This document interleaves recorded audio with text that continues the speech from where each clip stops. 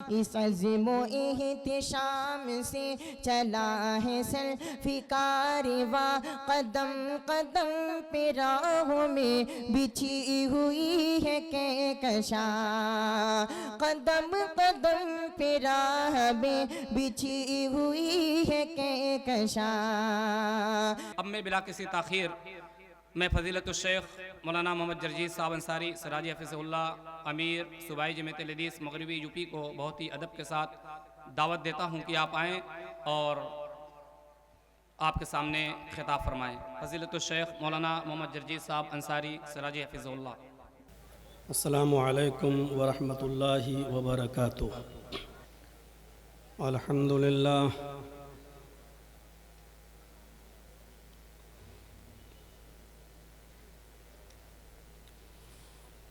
अल्हम्दुलिल्लाहि नहमदुहु व नस्तईनुहु व नस्तगफिरुहु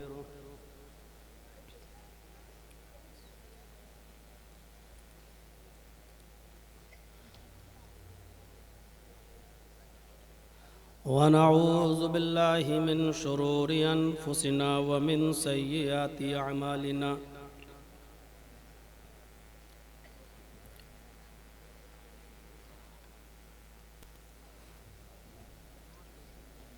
मन यहदिहिल्लाहु फला मुज़िल्ल लहु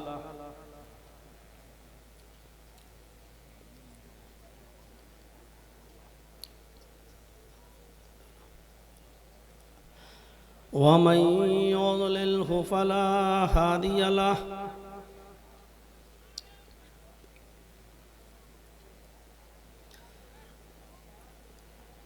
व अशहदु अल्ला इलाहा इल्लल्लाहु वहदहु ला शरीका लहु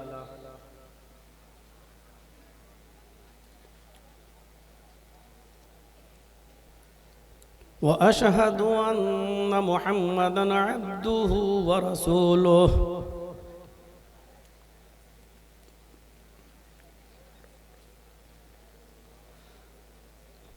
अम्मा बअद फ़इन्न खैरल हदीस किताबुल्लाह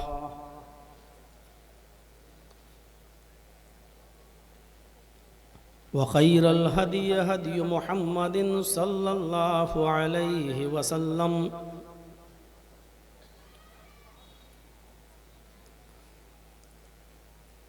व शर्रुल उमूरि मुहदसातुहा व कुल्लु मुहदसतिन बिदअह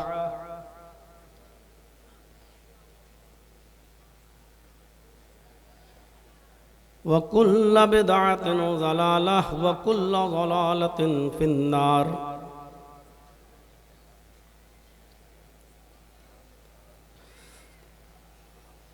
अऊज़ु बिल्लाहि मिनश शैतानिर रजीम।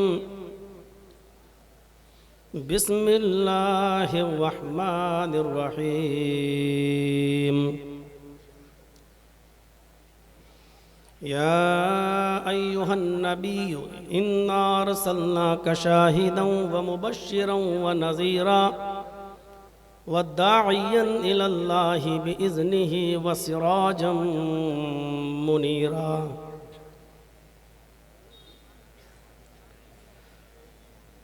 रब्बि इश्रह ली सदरी व यस्सिर ली अमरी वहलुल उक़दतम मिन लिसानी यफ़क़हू क़ौली।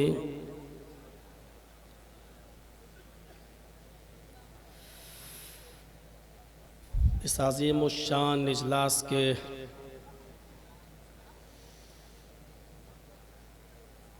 अज़ीम सदर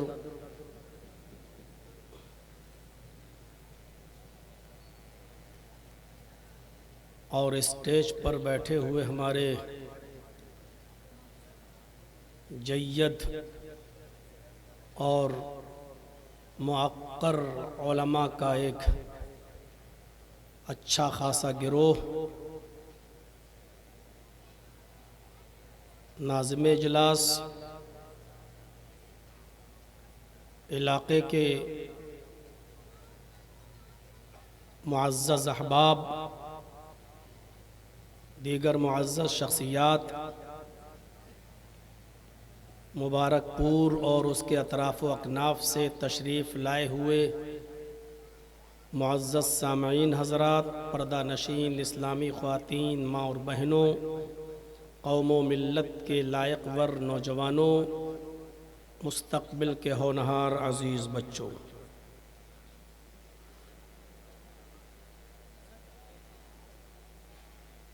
पूरा सूफ़ी मुबारकपुर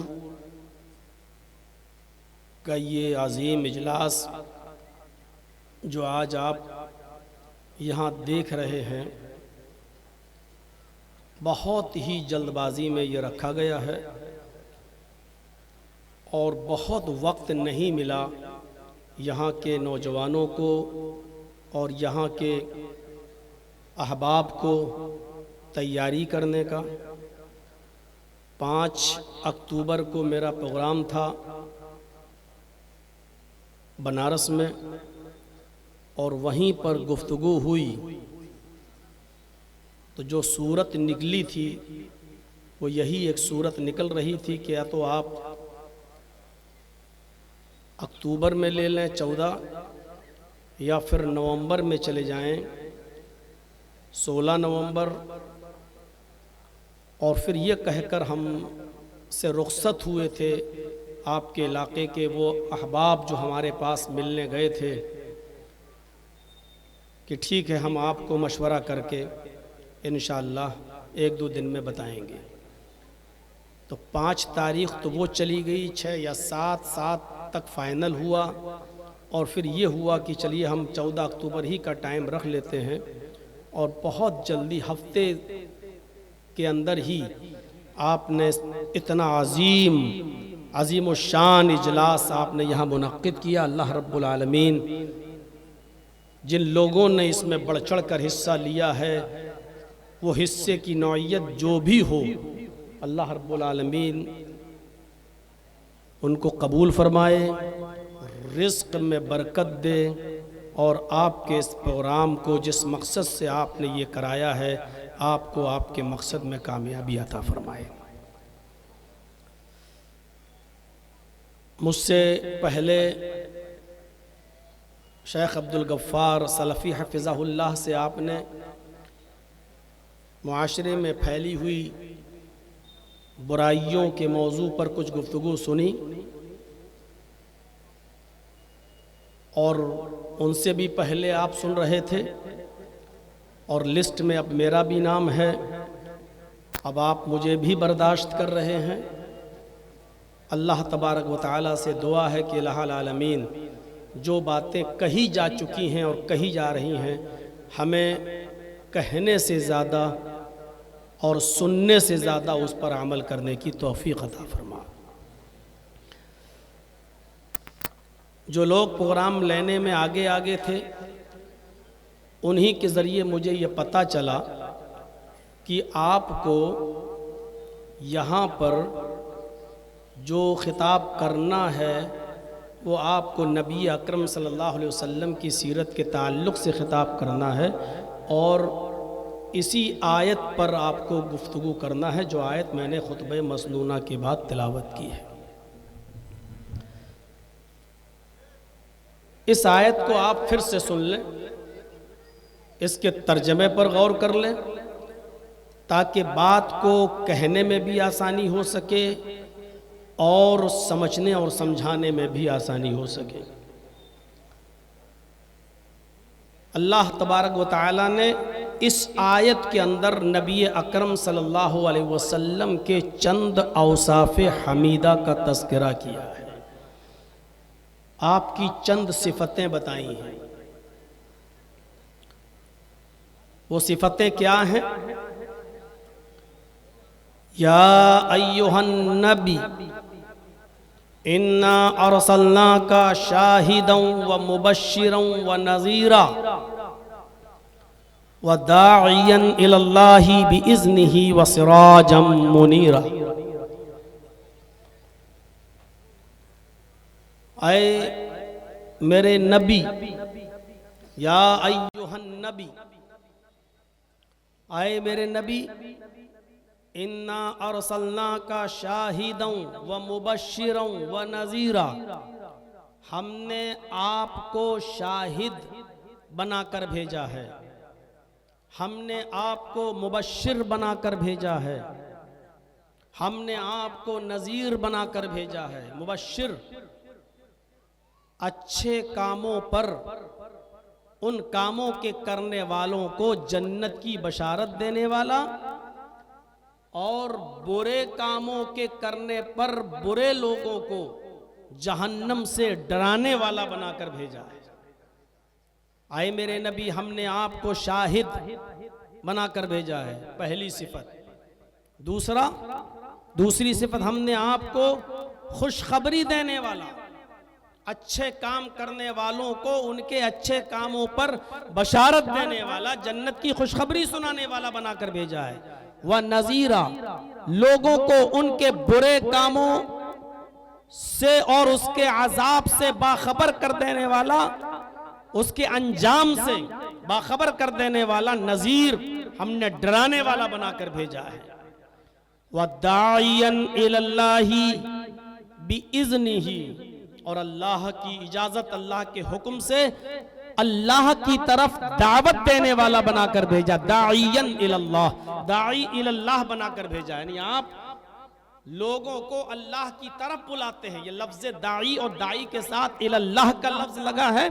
गौर कीजिएगा, अभी बाद में जब हम आएंगे तो इस पर थोड़ी सी गुफ्तगू चलेगी कि आपने हर मौके पर, हर कीमत पर और हर हाल में, चाहे हालात किसी तरीके से रहे हों, आपने लोगों को हर कीमत पर और हर हाल में दावत दी, तो अल्लाह ही की तरफ दावत दी। वह दाइयन इलल्लाहि बिइज़्निही, और हमने आपको दाई इलल्लाह बनाकर भेजा है।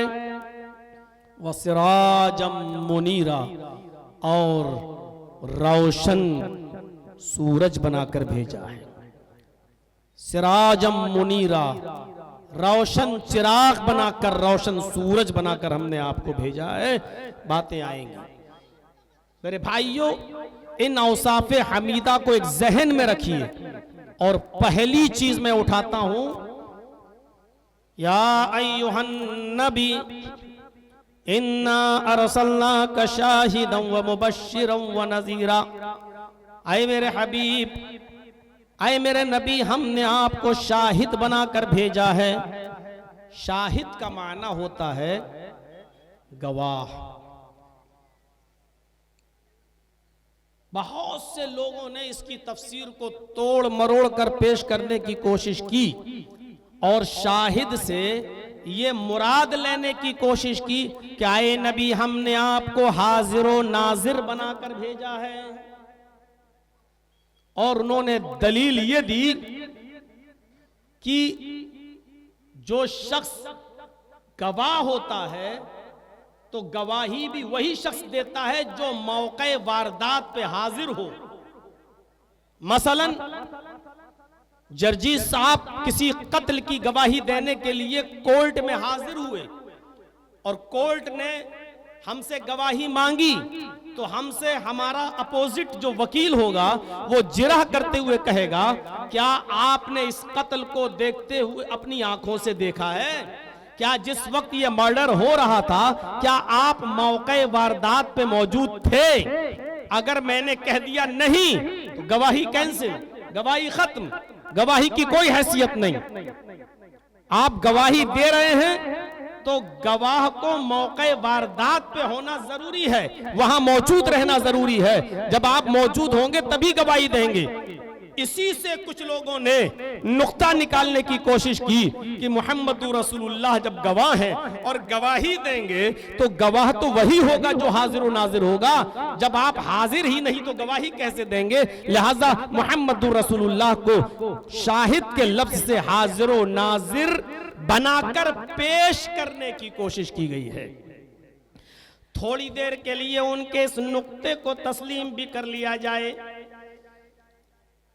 यार बंद कर दीजिए, लोग इसी को देख रहे हैं। हो गया, एडवर्टाइज हो गया आपका, बस।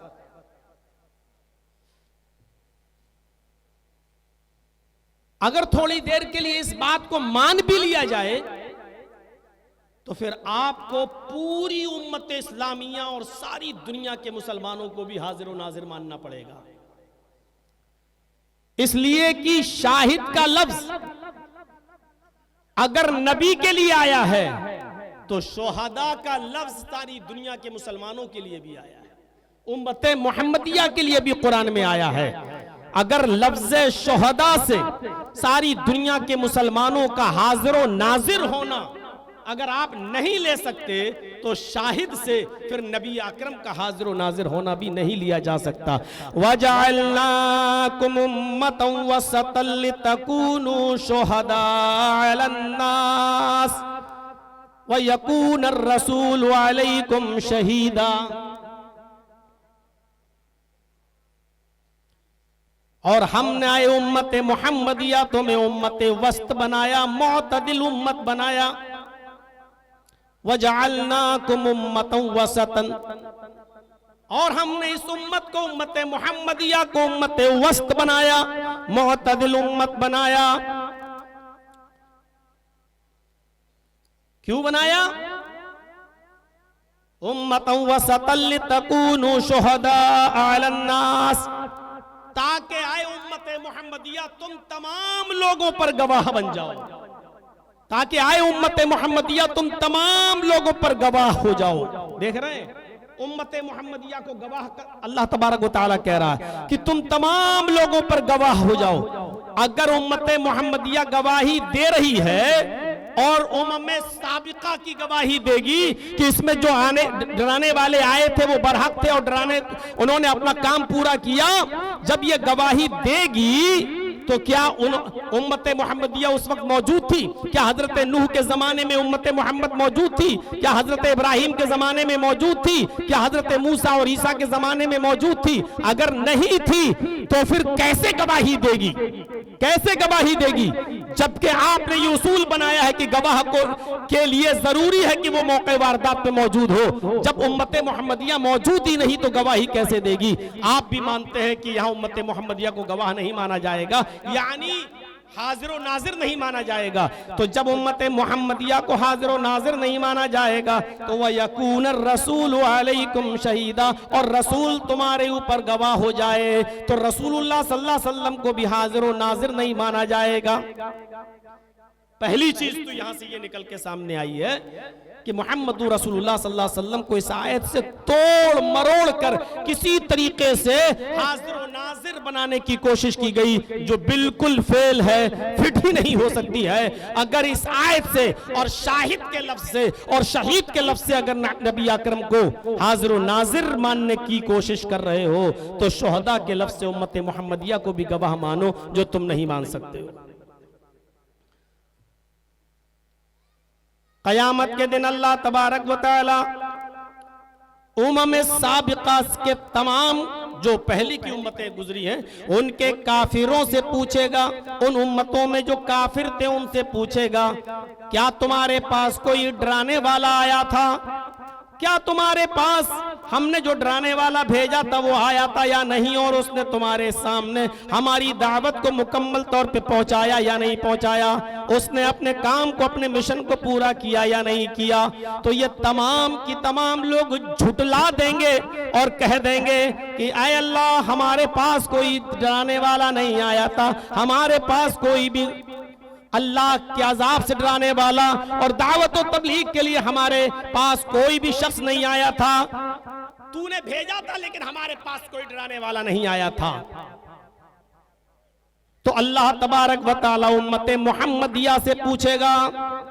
इस आयत की तशरीह में इमाम बुखारी रहमतुल्लाह अलैह यही नकल करते हैं कि फिर अल्लाह तबारक व तआला क़यामत के दिन उम्मत मोहम्मदिया को तलब करेगा, बुलाएगा अपने सामने और कहेगा, आए उम्मत मोहम्मदिया बताओ ये जो बोल रहे हैं ये सही बोल रहे हैं या झूठ बोल रहे हैं? देखिए अब उम्मत मोहम्मदिया गवाही देगी, शुहदा का है, उम्मत मोहम्मद गवाही देगी। जब अल्लाह कहेगा उम्मत मोहम्मद बताओ इनके पास कोई डराने वाला आया था या नहीं आया था, तो उम्मत मोहम्मद कहेगी अल्लाह ये झूठ बोल रहे हैं, ये नूह की कौम, मूसा की कौम, ईसा की कौम, इब्राहिम की कौम, जकरिया, यहया, याकूब, इन तमाम लोगों की कौमें झूठ बोल रही हैं। आय अल्लाह इनके पास डराने वाला आया था और उन्होंने अपनी दावत को, अपने मिशन को पूरा कर दिया, यानी तूने उनको जो दावत देकर भेजा था वो अपने दावत को पूरा कराए हैं, ये झूठ बोल रहे हैं। तो अल्लाह ताला कहेगा तमाम उम्म साबिका से ये तो गवाही दे रहे हैं उम्मत मोहम्मद के लोग, ये तो कह रहे हैं कि डराने वाला आया था।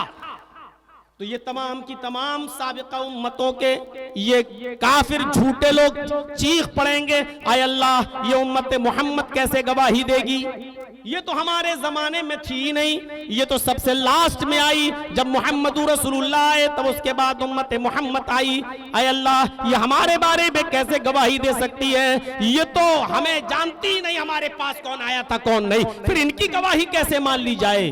फिर पूछा जाएगा आए उम्मत मोहम्मद तुम किस बुनियाद पर गवाही दे रहे हो, जबकि तुम उनके जमाने में तो पैदा ही नहीं हुए थे। तब उम्मत मोहम्मद ये कहेगी कि हाय मेरे परवरदिगार, हमारे पास एक रसूल आया था, हमारे पास एक पैगंबर आया था, मोहम्मद रसूलुल्लाह सल्लल्लाहु अलैहि वसल्लम खातिमुन नबीयीन की हैसियत से आए थे, उनके ऊपर जो तूने किताब नाजिल की थी कुरान करीम, उस कुरान ने हमें बताया है।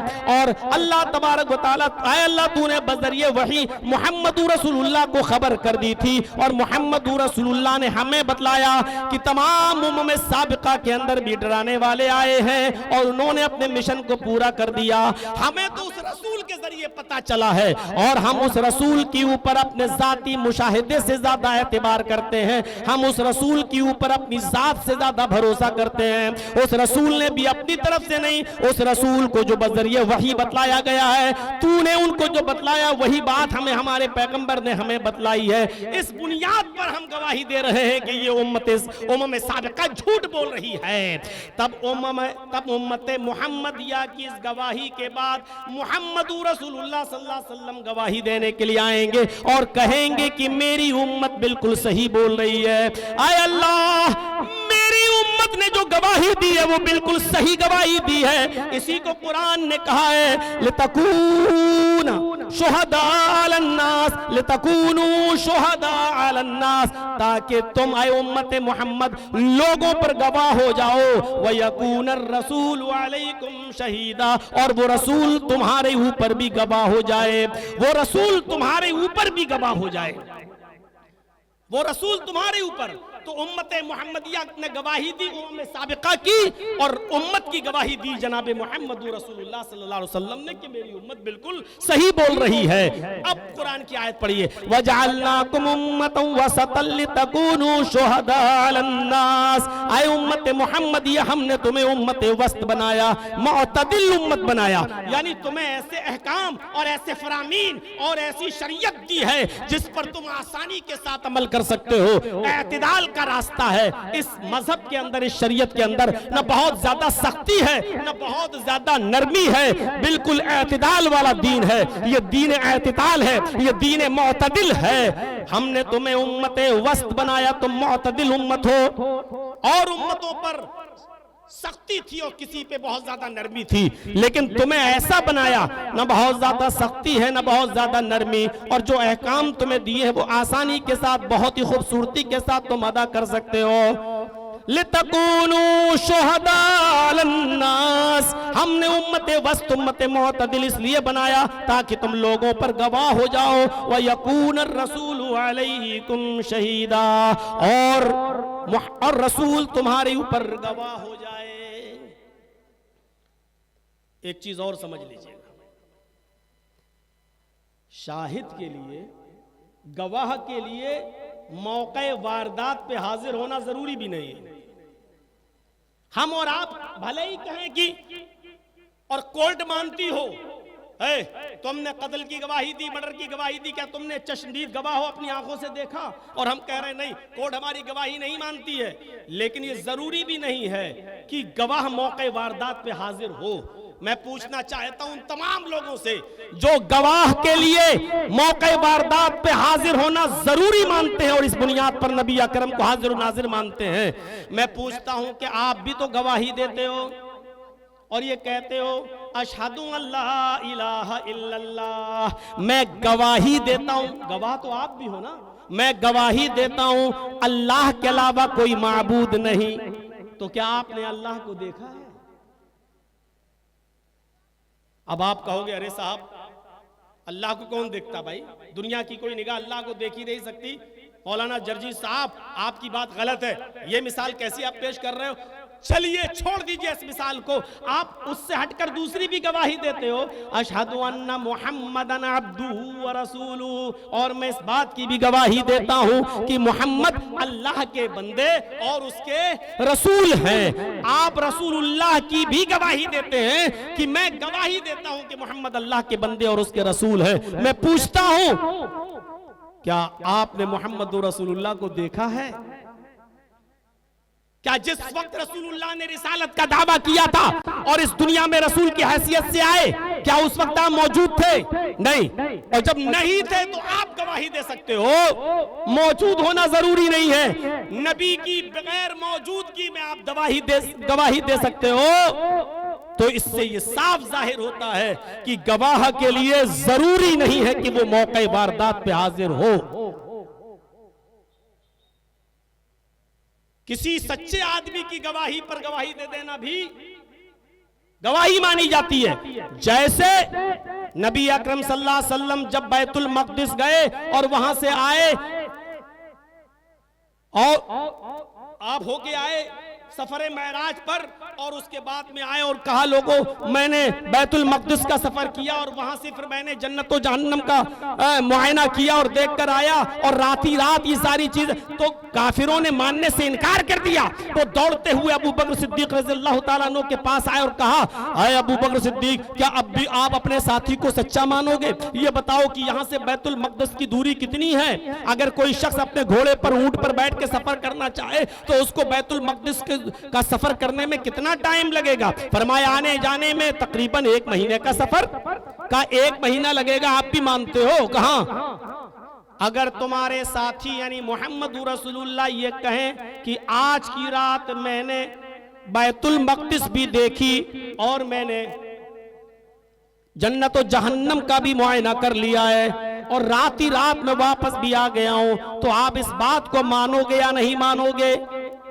अबू बकर सिद्दीक नबी अकरम के साथ नहीं थे। अबू बकर सिद्दीक नबी अकरम के साथ बैतुल मक़दिस नहीं गए थे। अबू बकर सिद्दीक नबी अकरम के साथ जन्नत और जहन्नम का मुआयना करने नहीं गए थे, लेकिन नबी अकरम की सदाकत और सच्चाई को जानते थे कि वो कभी जिंदगी में झूठ नहीं बोले। इसलिए क्या कहा, आए काफिरीन मक्का, सुनो कान के पर्दे खोलकर, अगर ये बात हमारे नबी जनाब मोहम्मद रसूलुल्लाह कह रहे हैं तो मैं गवाही देता हूं कि मोहम्मद रसूलुल्लाह सच्चे हैं, वो झूठ नहीं बोलते। इसलिए अगर नबी ने ये बात कही है तो बिल्कुल सच्ची बात कही है।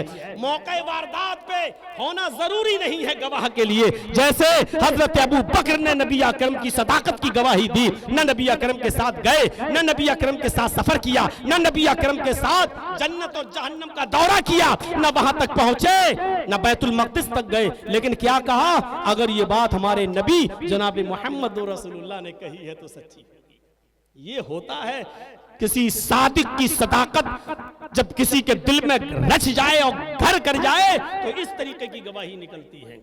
गवाहों किसी भी मामले में गवाहों की किल्लत और कसरत कोई माना नहीं रखती है।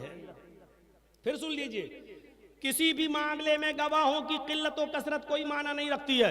कोई आपके यहाँ हादसा हो जाए और 50-100 आदमी खड़े होकर कहें ये इसने मारा, ये किया, और सब लोग एक बात बोल रहे हो, लेकिन आप ही के इलाके का कोई बुजुर्ग शख्स, सच्चा शख्स, जिसकी बुजुर्गी के आप कायल हैं, जिसकी सच्चाई के आप कायल हैं, वो खड़े होके कहता है कि नहीं साहब आप गलत बोल रहे हैं, ये आदमी ऐसा नहीं किया है, मैं जानता हूं इस आदमी को, तो पूरा मोहल्ला अलग हट जाता है और उसी एक आदमी की बात मानी जाती है, क्योंकि वो लोगों की नजरों में महबूब होता है, उसकी सच्चाई महबूब होती है, लोग जानते हैं ये महबूब है। जब ब्रिटिश गवर्नमेंट थी आपके भारत में, हिंदुस्तान के अंदर जब अंग्रेजों की हुकूमत थी, तो एक जमीन के टुकड़े पर, मस्जिद की एक जमीन के टुकड़े पर एक फसाद हो गया और हिंदू भाई कहने लगे ये जमीन का टुकड़ा हमारा है और मुसलमान कहने लगे कि ये जमीन का टुकड़ा हमारा है, और ये झगड़ा बहुत दिनों तक चला और ये हल नहीं हो रहा था। ब्रिटिश गवर्नमेंट का जज बड़ा परेशान था कि जमीन दूं तो किसको दूं। तो ब्रिटिश गवर्नमेंट के जज ने दोनों लोगों को तलब किया और तलब करने के बाद कहा, अच्छा तुम दोनों किसी एक ऐसे शख्स को पेश करो जिसको दोनों लोग मानते हो, यानी जो हिंदू भाइयों का भी पसंदीदा हो, मुसलमानों का भी पसंदीदा हो, और उस पर दोनों लोग मुत्तफिक हों, और उसकी जो गवाही होगी उसी गवाही की बुनियाद पर फैसला कर दिया जाएगा। ये अंग्रेज जज ने ये बात कही, दोनों ने गौर किया।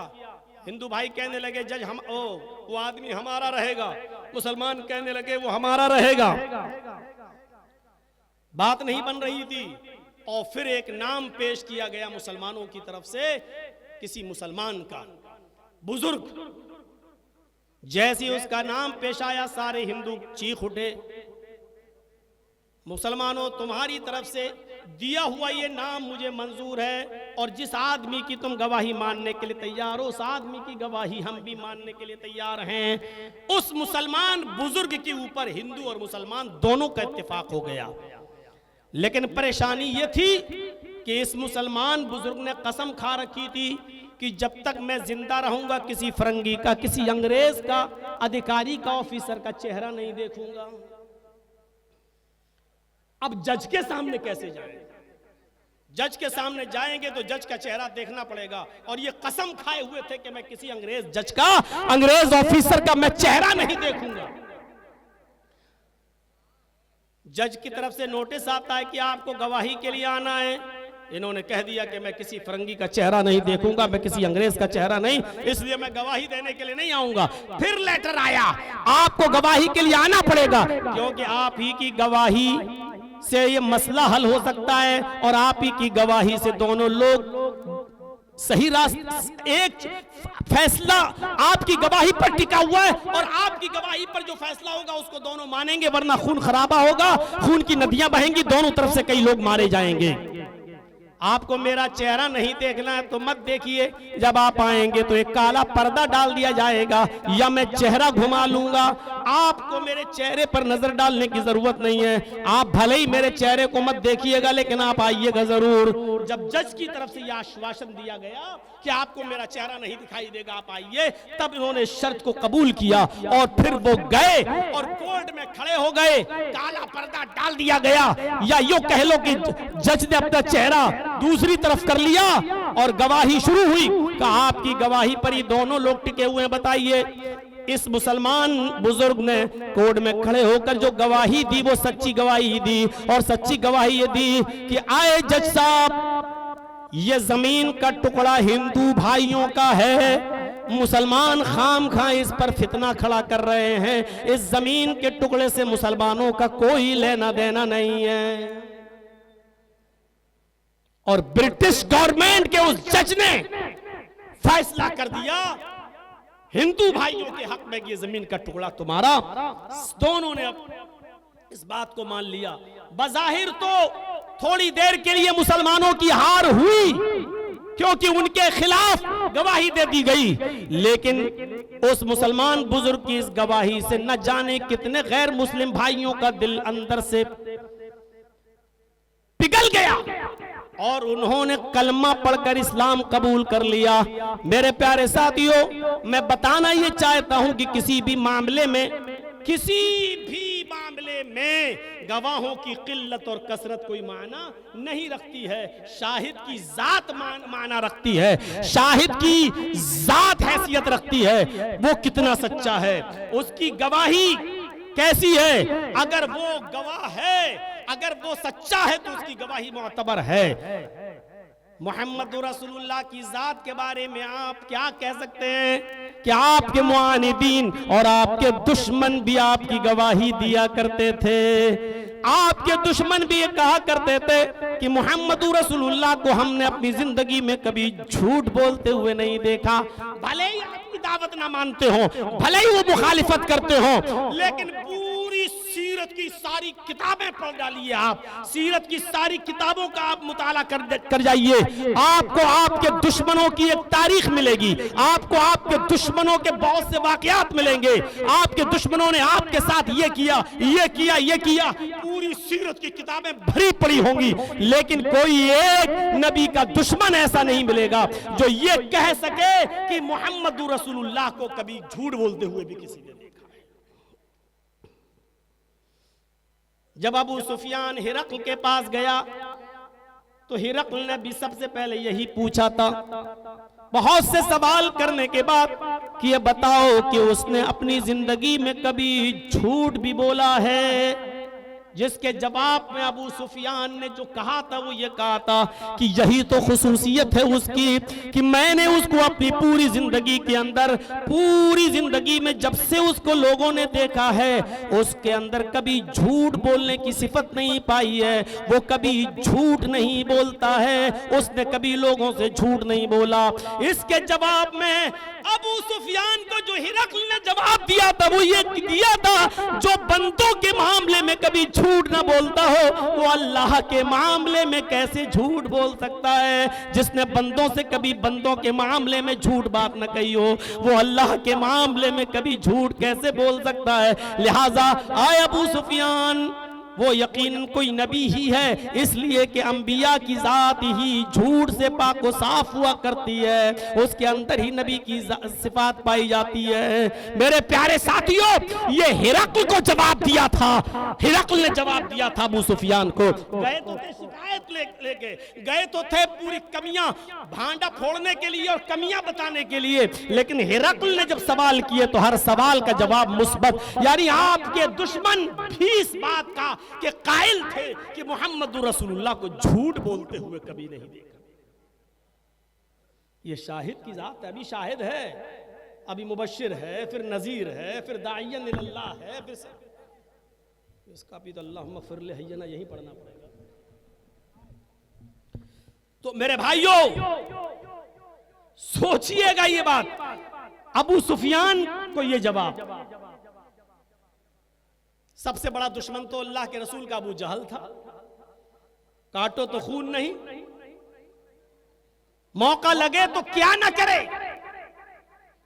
अपने इलाके के औबाश और छोटे छोटे बच्चों को बहकाकर ऊंट की ओझड़ियां देकर उनके हाथों में कहता था कि जब मोहम्मद सजदे में चले जाएं तो उनके सर पे डाल देना।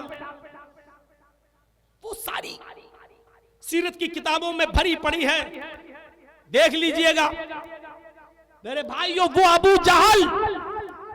लेकिन जब उससे पूछा गया कि आखिर मोहम्मद रसूलुल्लाह की दुश्मनी की वजह क्या है, क्या नबी अकरम को कभी झूठ बोलते हुए भी तुमने देखा है? तो अबू जहल जैसे दुश्मन का जो एतराफ था नबी की सकाहत और नबी की सदाकत के सिलसिले में वो ये था कि नहीं, मैं मोहम्मद रसूलुल्लाह को गलत नहीं कह रहा हूं, मैं मोहम्मद इब्ने अब्दुल्लाह को झूठा नहीं कह रहा हूं।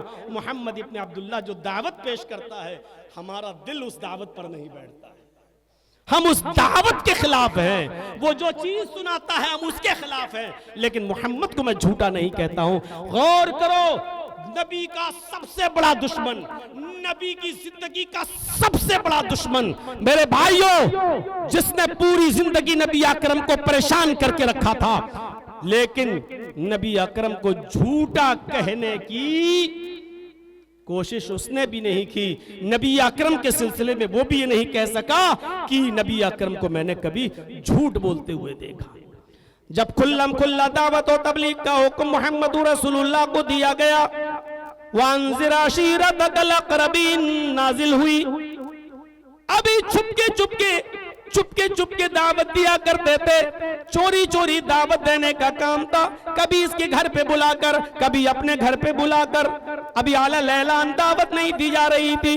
जब खुलकर दावत और तबलीग का हुक्म मिला कि जाइए अपने रिश्तेदारों को, अपने घर वालों को डराइए, और इस आयत के बाद जब कोहे सफा पर मोहम्मद रसूलुल्लाह सल्लल्लाहु अलैहि वसल्लम चढ़ जाते हैं और एक एक करके तमाम लोगों को इकट्ठा कर लेते हैं, उस सफा पहाड़ी के नीचे जितने भी लोग जमा हुए, नबी अकरम उन तमाम हाजिरीन को मुखातब करके कहते हैं, गौर करो, उन तमाम हाजिरीन को मुखातब करके कहते हैं, आए लोगों, आज मेरी बात को सुनने के लिए तुम यहाँ जमा हुए हो, मुझे सबसे पहले ये बताओ कि मैं इस पहाड़ी के ऊपर चढ़ा हूं, इस पहाड़ी से झांक कर देखता हूं तो इस पहाड़ी के पीछे एक वादी है, इस पहाड़ी के नीचे एक वादी है, गुफा है, खाई है।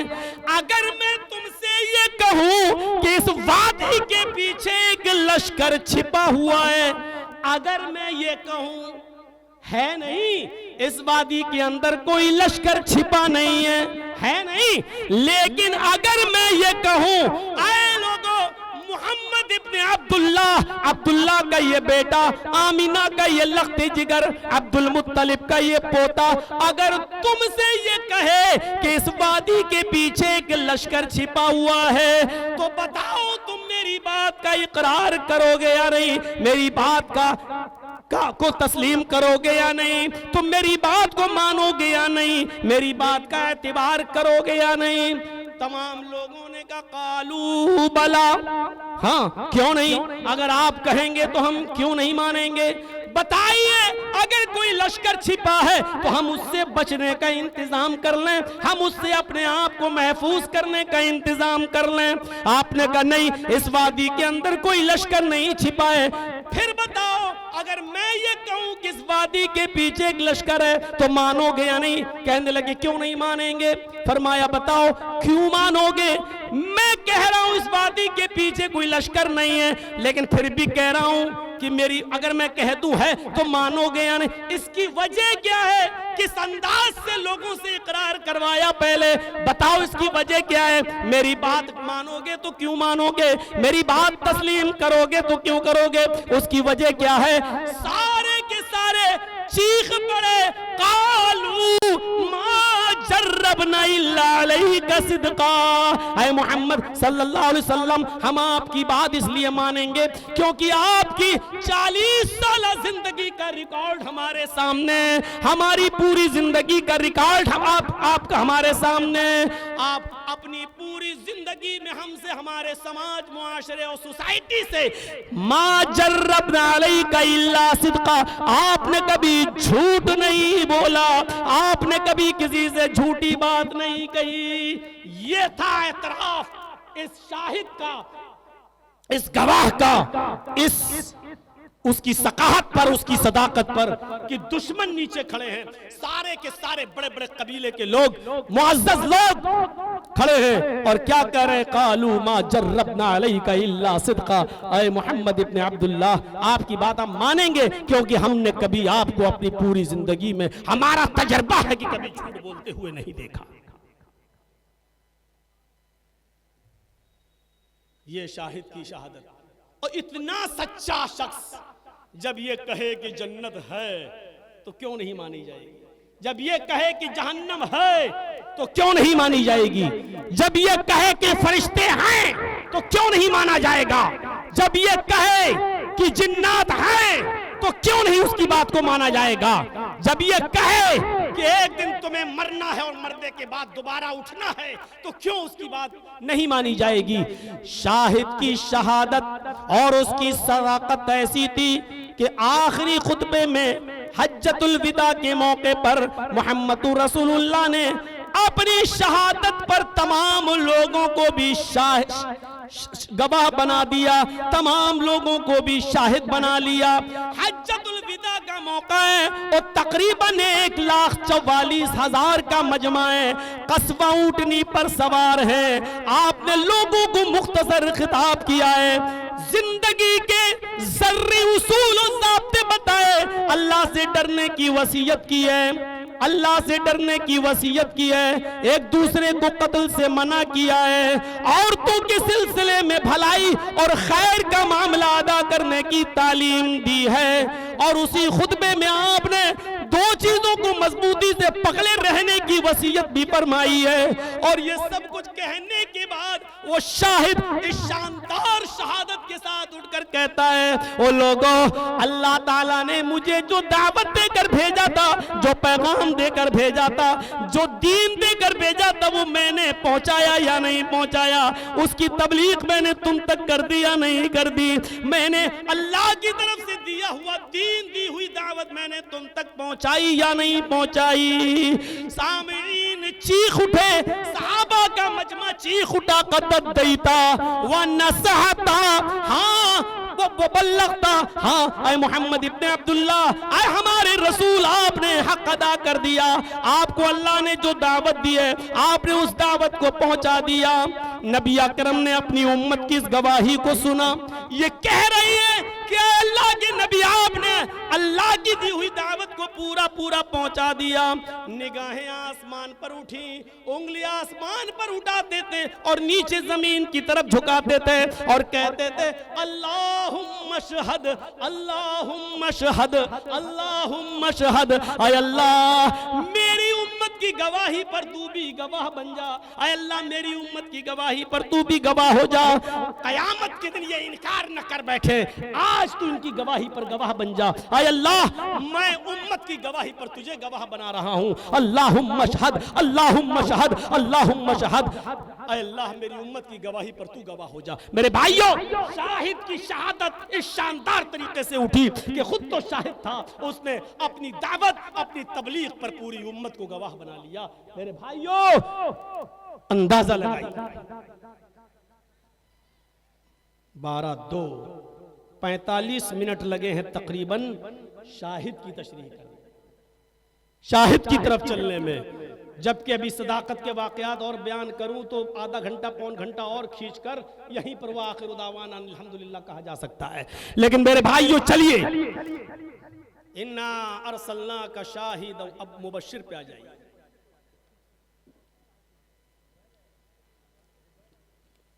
ये तो हो गया शाहिद, हमने आपको गवाह बनाकर भेजा, समझ लिया ना।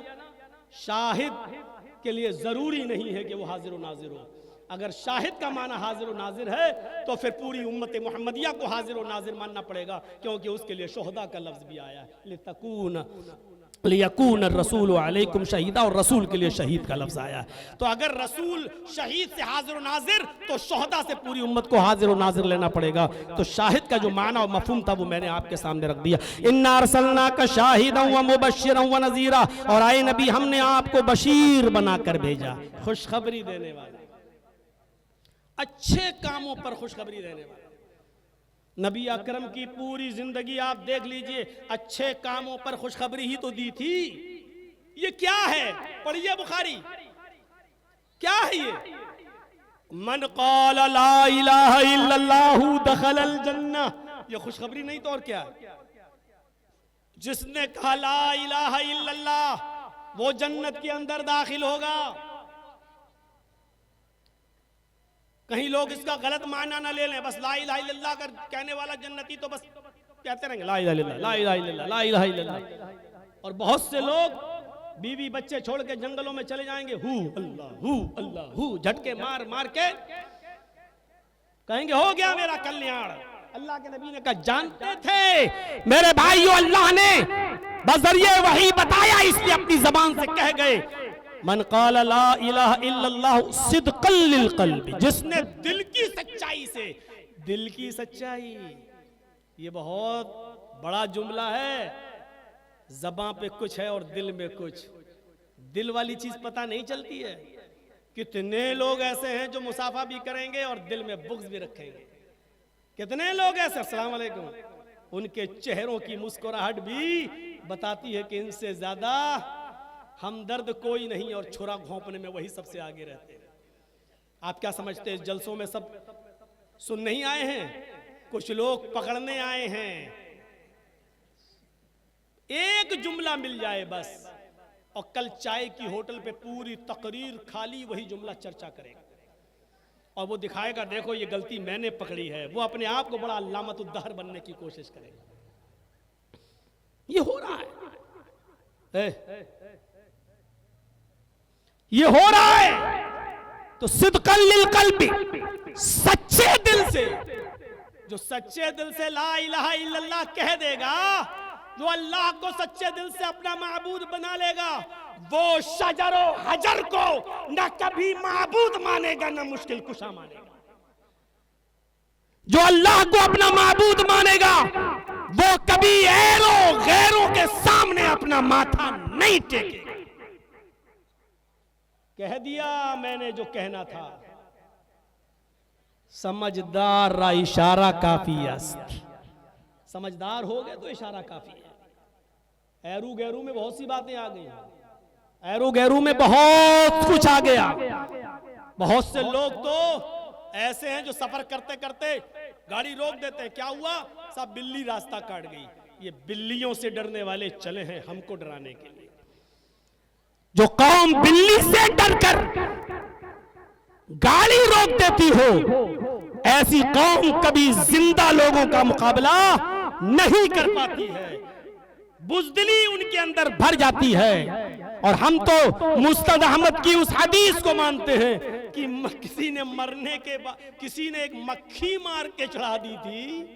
अब कहां चढ़ाई थी वो आप लोग समझ लीजिएगा, उसका नाम खुल के लेने की जरूरत नहीं है।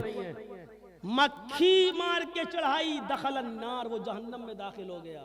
जो मक्खी चढ़ा दे तो जहन्नम में दाखिल हो रहा है। जरजीत साहब 18 मीटर का कपड़ा लेके जाएंगे तो क्या हाल होगा? 20-25 थान लेके चढ़ा देंगे तो क्या हाल होगा? और एक मक्खी मार के चढ़ाई। और एक आदमी ने कहा मैं मक्खी भी नहीं चढ़ाऊंगा। बात नहीं, अल्लाह के अलावा मैं किसी पर कोई चीज नहीं चढ़ाता।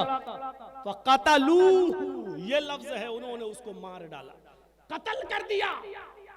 सबने मिलकर उस मुवाहिद को मार दिया। दखलल जन्नह, अल्लाह ने उसको जन्नत के अंदर दाखिल कर दिया। यह है तौहीद की दावत।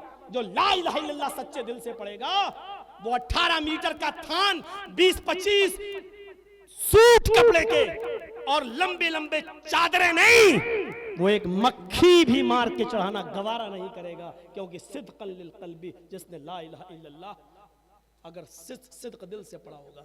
ये बात भी बहुत से लोगों को पेट में दर्द कर रही होगी, जबकि मैं किसी का नाम नहीं ले रहा हूं, लेकिन फिर भी इतना दर्द कर रही होगी कि अगला जलसा कराओगे तो एप्लीकेशन पहुंच जाएगी कि सबको मंजूरी दो, जरजीस को नहीं दो। बस ये ना है।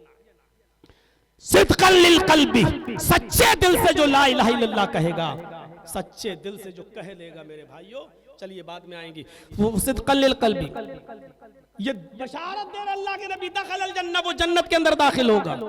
मम्माता ला युशरिकु बिल्लाहि शैअन दखलल जन्नह, जो इस हाल में मरा कि वो अल्लाह के साथ किसी को शरीक नहीं करता था, वो कहां जाएगा? जन्नत के अंदर जाएगा। अल्लाह के नबी जनाब मोहम्मद रसूलुल्लाह सल्लल्लाहु अलैहि वसल्लम फरमाते हैं कि वो कहां जाएगा? जन्नत के अंदर जाएगा। देखिए कैसी कैसी खुशखबरी दे रहे हैं अल्लाह के नबी सल्लल्लाहु अलैहि वसल्लम। एक हदीस में फरमाया, मन कान आखिरु कलामिही ला इलाहा इल्लल्लाह दखलल जन्नह, जिसकी जबान से आखिरी जुमला ला इलाहा इल्लल्लाह निकला वो जन्नत में जाएगा। यानी मौत का वक्त करीब है, सांसें ले रहा है, लोग बैठे हैं, तरतीब कर रहे हैं, वही बैठ के जोर जोर से पढ़ रहे हैं, ला इलाहा इल्लल्लाह, ला इलाहा इल्लल्लाह, ला इलाहा इल्लल्लाह। लोगों की बातें सुनकर उसके मुंह से भी निकल गया आखिरी जुमला, ला इलाहा इल्लल्लाह, और खत्म। मन कान आखिरु कलामी, जिसकी जबान से आखिरी जुमला ला इलाहा इल्लल्लाह निकला, वो कहां जाएगा? दखलल जन्नह, वो जन्नत के अंदर जाएगा। ला इलाहा इल्लल्लाह उसी की जबान से निकलेगा आखिरी वक्त में जो जिंदगी भर मुवाहिद रहा होगा, वरना शैतान का दिया हुआ पानी में ला ला ला मुझे प्यास लगी है, पी के गया और हो गई राम राम सत्य। जब इस्लाम पे ही नहीं मरोगे, खातिमा ईमान पर नहीं होगा, तो और क्या कहा जाए उस सिलसिले में? दाखिलल जन्नह, जिसकी जबान से आखिरी जुमला ला इलाहा इल्लल्लाह निकला वो जन्नत के अंदर दाखिल होगा। कैसी खुशखबरी दे रहे हैं मोहम्मद रसूलुल्लाह सल्लल्लाहु अलैहि वसल्लम। खुशखबरी देते हुए कहते हैं, अय्युम अम्रातिन इज़ा सल्लत खम्सा, मेरी माओ सुनो, मेरी बहनों सुनो, मेरी कौम की बेटियों सुनो, छतों से सुनो, पर्दे की ओर से सुनो, बापर्दा हो, तुम्हारे लिए इंतजाम किया गया, स्क्रीन लगाए गए, कैमरे लगाए गए, गौर से सुनो। अय्युम अम्रातिन इज़ा सल्लत खम्साहा, जो औरत पांच वक्त की नमाज पढ़ती हो पाबंदी से, वसामत शहरा, रमजान के पूरे महीने के रोजे रखती हो, वसामत शहरा, रमजान के पूरे महीने के रोजे रखती हो, व अतात बालहा, और अपने शौहर की इताअत व फरमा बरदारी करती हो, वह अहसनत फरजहा, और अपने सतर की, अपनी शर्मगाह की हिफाजत करती हो। इस पर मैं ज्यादा कुछ नहीं बोलूंगा, अब्दुल गफ्फार साहब ने इस पर कुछ गुफ्तगू की होगी। मेरे भाइयों, बात हो रही थी नाश्ते के मौके पर, जहां बैठे थे तो बता रहे थे कि मेरा टॉपिक ये है, इसलिए मुझे अंदाजा है शायद इस पर गुफ्तगू की हो। तो मेरे भाइयों, अय्युम अमरातिन इज़ा सल्लत खम्सा व सामत शहरा व अताअत बालहा व हसनत फरजा, जो औरत पांचों वक्त की नमाज पढ़ती हो, रमजान के महीने की रोजे रखती हो, शौहर की इताअत व फर्मा बरदारी करती हो और अपने सतर की और शर्मगाह की हिफाजत करती हो, ऐसी औरत के लिए अल्लाह के नबी खुशखबरी सुनाते हैं, जन्नत के 8 दरवाजों पर फरिश्ते बैठे होंगे और उसको पुकार पुकार कर कहेंगे, फल तदखुल मिन नय्य अब्वाबिल जन्नति शात, ऐ औरत तू जन्नत के जिस दरवाजे से दाखिल होना चाहे हो जा, तू जन्नत के जिस दरवाजे से जाना चाहे चली जा। बहुत मुश्किल है, 5 वक्त की नमाज पढ़ लेना आसान है, रमजान के पूरे महीने के रोजे रख लेना आसान है, लेकिन ये शौहर की इताअत बड़ा मुश्किल मसला है। वो भी आज के इस दौर में जो दिन भर इंस्टाग्राम देखते देखते गुजार लेती हो, वो शौहर की इताअत कैसे करेंगे?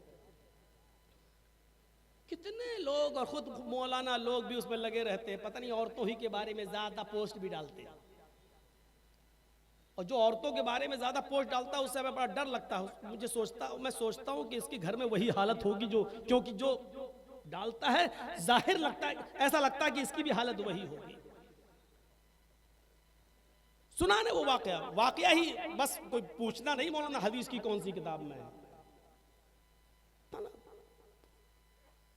वो एक पीर मानती ही नहीं थी उसकी बीवी, और वो अपनी बीवी को मनवाने में लगा था, मैं पीर हूं, मैं पीर हूं, मैं पीर हूं, मैं बहुत पहुंचा हुआ। वक्त तेरे जैसे 336 पीर रोज देखती हूँ वक्त। और एक दिन उसने आसमान पर किसी को उड़ते हुए देख लिया, तो घर में शौहर से कहने लगी, काफी देर के बाद जब वो आया, अपने आप को पीर बनते हो, पीर तो वो था जो आसमान पे उड़ रहा था।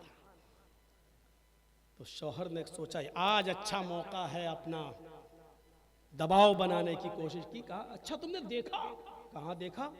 अरे देखा है ना, बाद में मुकरना नहीं। कहा नहीं, मैंने अपनी आंखों से देखा है। कहा अल्लाह तेरा शुक्र है तूने देखा तो। कहा क्यों? कहा वो मैं ही तो था।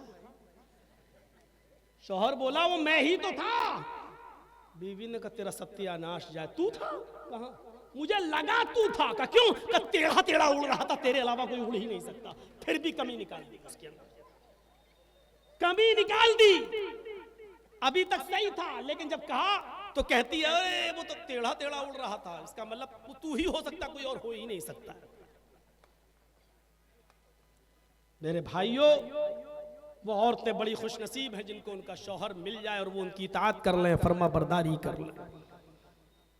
नबी अकरम सल्लल्लाहु अलैहि वसल्लम ने फरमाया, जिसका शौहर इंतकाल कर जाए, जिसकी बीवी इंतकाल कर जाए, इस हाल में कि मरते वक्त उसका शौहर उससे राजी था। यहां पर भी अल्लाह के नबी खुशखबरी सुना दे कि ऐसी औरत जन्नत के अंदर दाखिल। मेरी बहनों, मेरी कौम की बेटियों, बहुत मुश्किल है आज के इस दौर में तुम्हारे बारे में कुछ कहना भी। इस फितने इर्तिदाद के दौर में, जहां महाराष्ट्र के अंदर, सिर्फ महाराष्ट्र के अंदर 3 लाख मुस्लिम लड़कियों की एप्लीकेशनें कोर्ट में पहुंची हों कि मैं अभी से ये कह रही हूं कि मेरा रिश्ता फला के साथ होगा, वो गैर मुस्लिम है, अगर निकाह के वक्त मेरा बाप या मेरा भाई मेरा विरोध करे तो उसके विरोध को न माना जाए। 3 लाख लड़कियां सिर्फ महाराष्ट्र के अंदर, महाराष्ट्र गवर्नमेंट का सर्वे है। इस दौर में आप अंदाजा लगा सकते हो हम कहां जा रहे हैं। ज्यादा छूट और खुली आजादी ये भी एक सबब है। एंड्रॉइड मोबाइल दे देना भी एक सबब है। पढ़ने के नाम पे और पढ़ाई के नाम पर, और डिजाइन सीख रही है मेरी बेटी इसके नाम पर, आप 12-12 और 1-1 और 2-2 बजे तक खुली छूट दें कि वो मोबाइल चलाए। मेरे प्यारे साथियों, ये भी सबब है मुर्तद होने का। मैं कुछ बोला नहीं, लेकिन मेरी 6 साल 8 साल पुरानी तकरीर बंगाल की कहीं से कटिंग करके मीडिया वालों ने पेश करना शुरू कर दिया। 8 साल पुरानी तकरीर।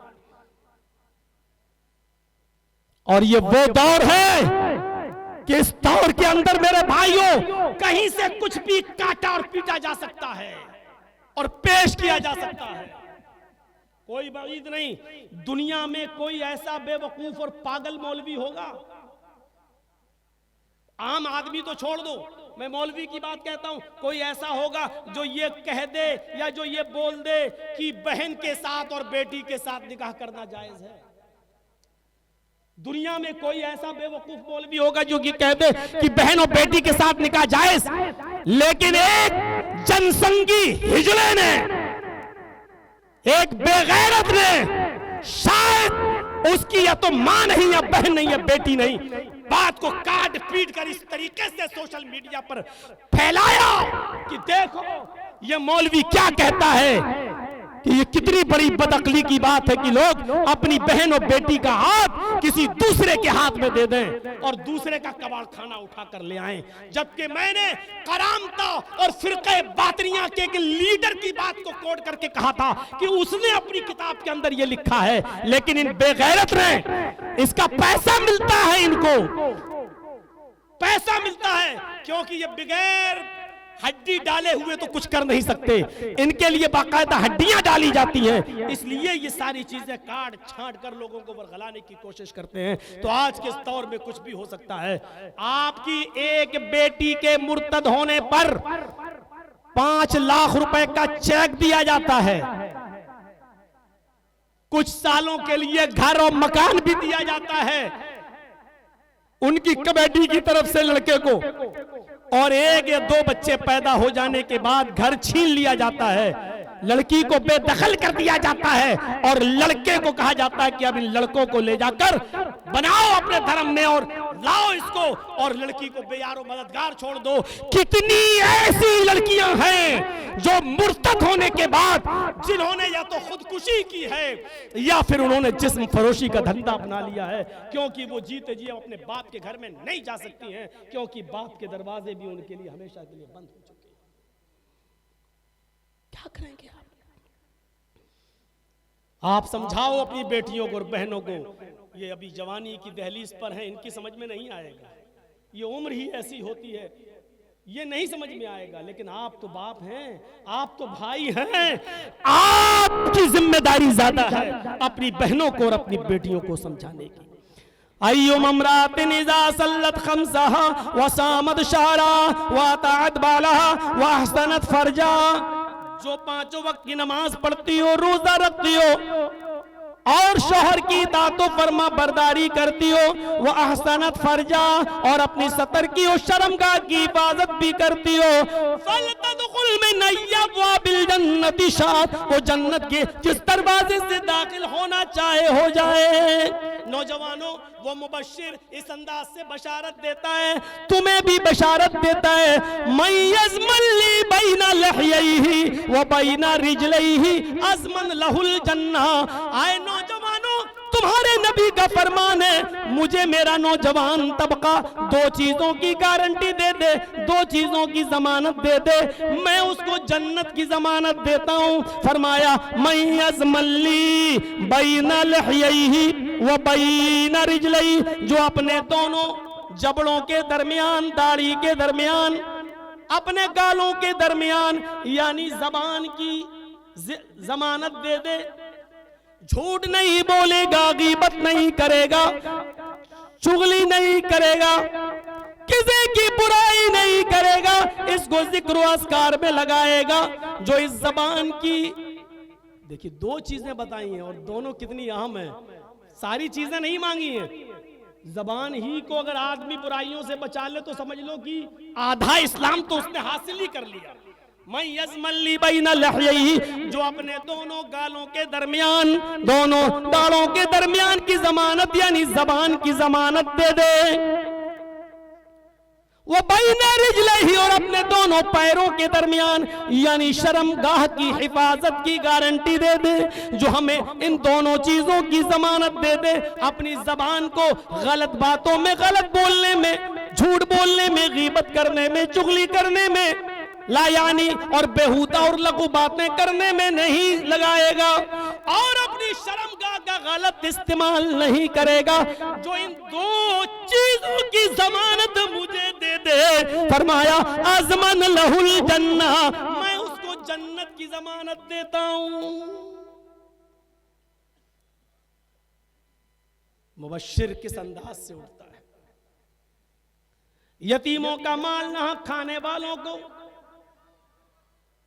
डराता है, और यतीमों के सर पे हाथ रखने वाले को वो मुबश्शिर बशारत देता है, अना वकाफिलुल यतीमी फिल जन्नती कहातैन, मैं और यतीम की किफालत करने वाला, मैं और यतीम की परवरिश करने वाला, मैं और यतीम की देखरेख करने वाला, फिल जन्नती कहातैन, जन्नत में ऐसे होंगे जैसे ये दोनों उंगलियां आपस में मिली हुई है, जैसे ये दोनों उंगलियां आपस में मिली हुई है।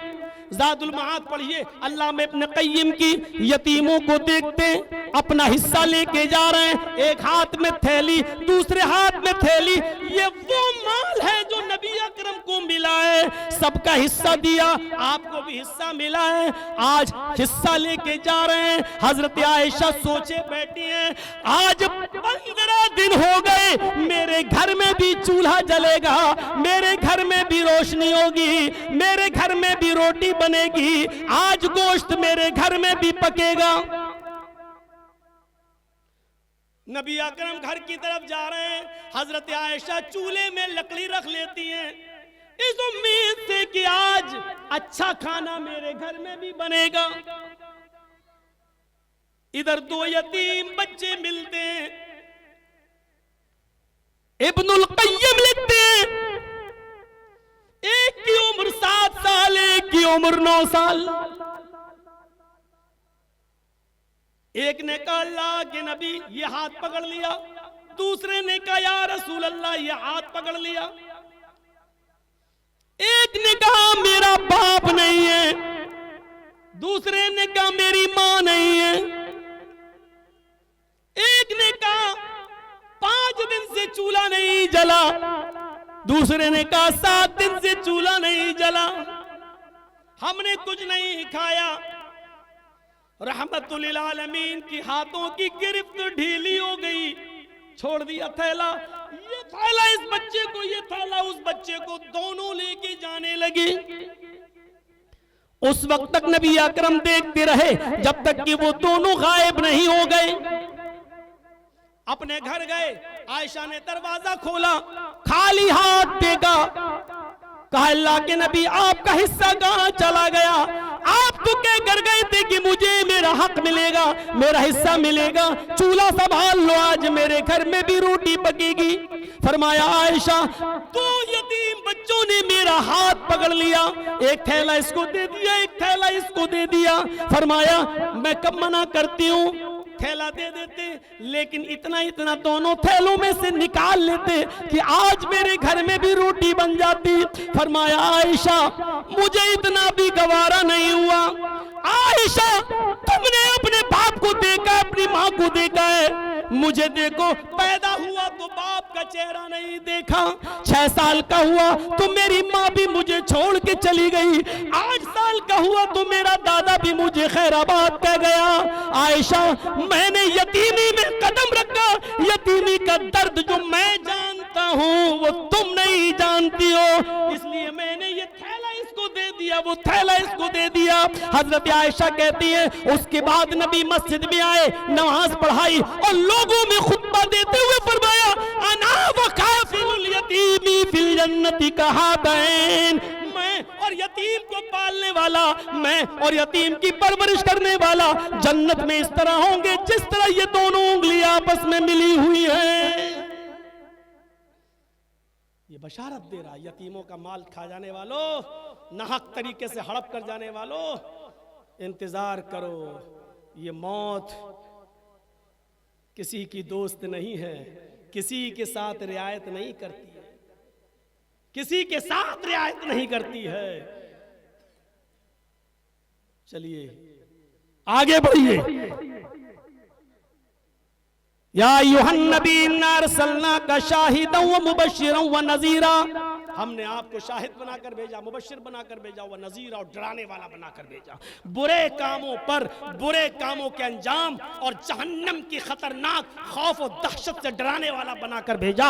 इसमें क्या शक है कि मोहम्मद रसूलुल्लाह ने लोगों को अपनी जिंदगी में बुरे काम करने पर जहन्नम से डराया, जहन्नम की हौलनाकी से डराया, जहन्नम की कैफियतें बता बताकर ईमान उनके अंदर पैदा किया कि लोगों ये हालात होंगे जहन्नम की। कभी वो नजीर जहन्नम से डराते हुए कहता है, यूता भी जहन्नम यौमइज़िन लहा सबऊन अल्फ ज़मामिन मा कुल्ल ज़मामिन सबऊन अल्फ मलकिन यजुर्रूनहा, रवाहु मुस्लिम। कभी वो नजीर इस तरीके से डराता है कि लोगों कयामत के दिन जहन्नम खींच कर लाई जाएगी। यूता भी जहन्नम यौमइज़िन लहा सबऊन अल्फ ज़माम, जहन्नम खींच कर लाई जाएगी इस हाल में कि उसकी 70,000 लगामें होंगी। जहन्नम की कितनी लगामें होंगी? 70,000 लगामें होंगी, 70,000 लगामें। घोड़े को लगाम डालते हो ना, एक डाले चल दिए ना, लेकिन जहन्नम की लगामें कैसी होंगी? कैफियत देखिएगा, नजीर किस तरीके से डरा रहा है।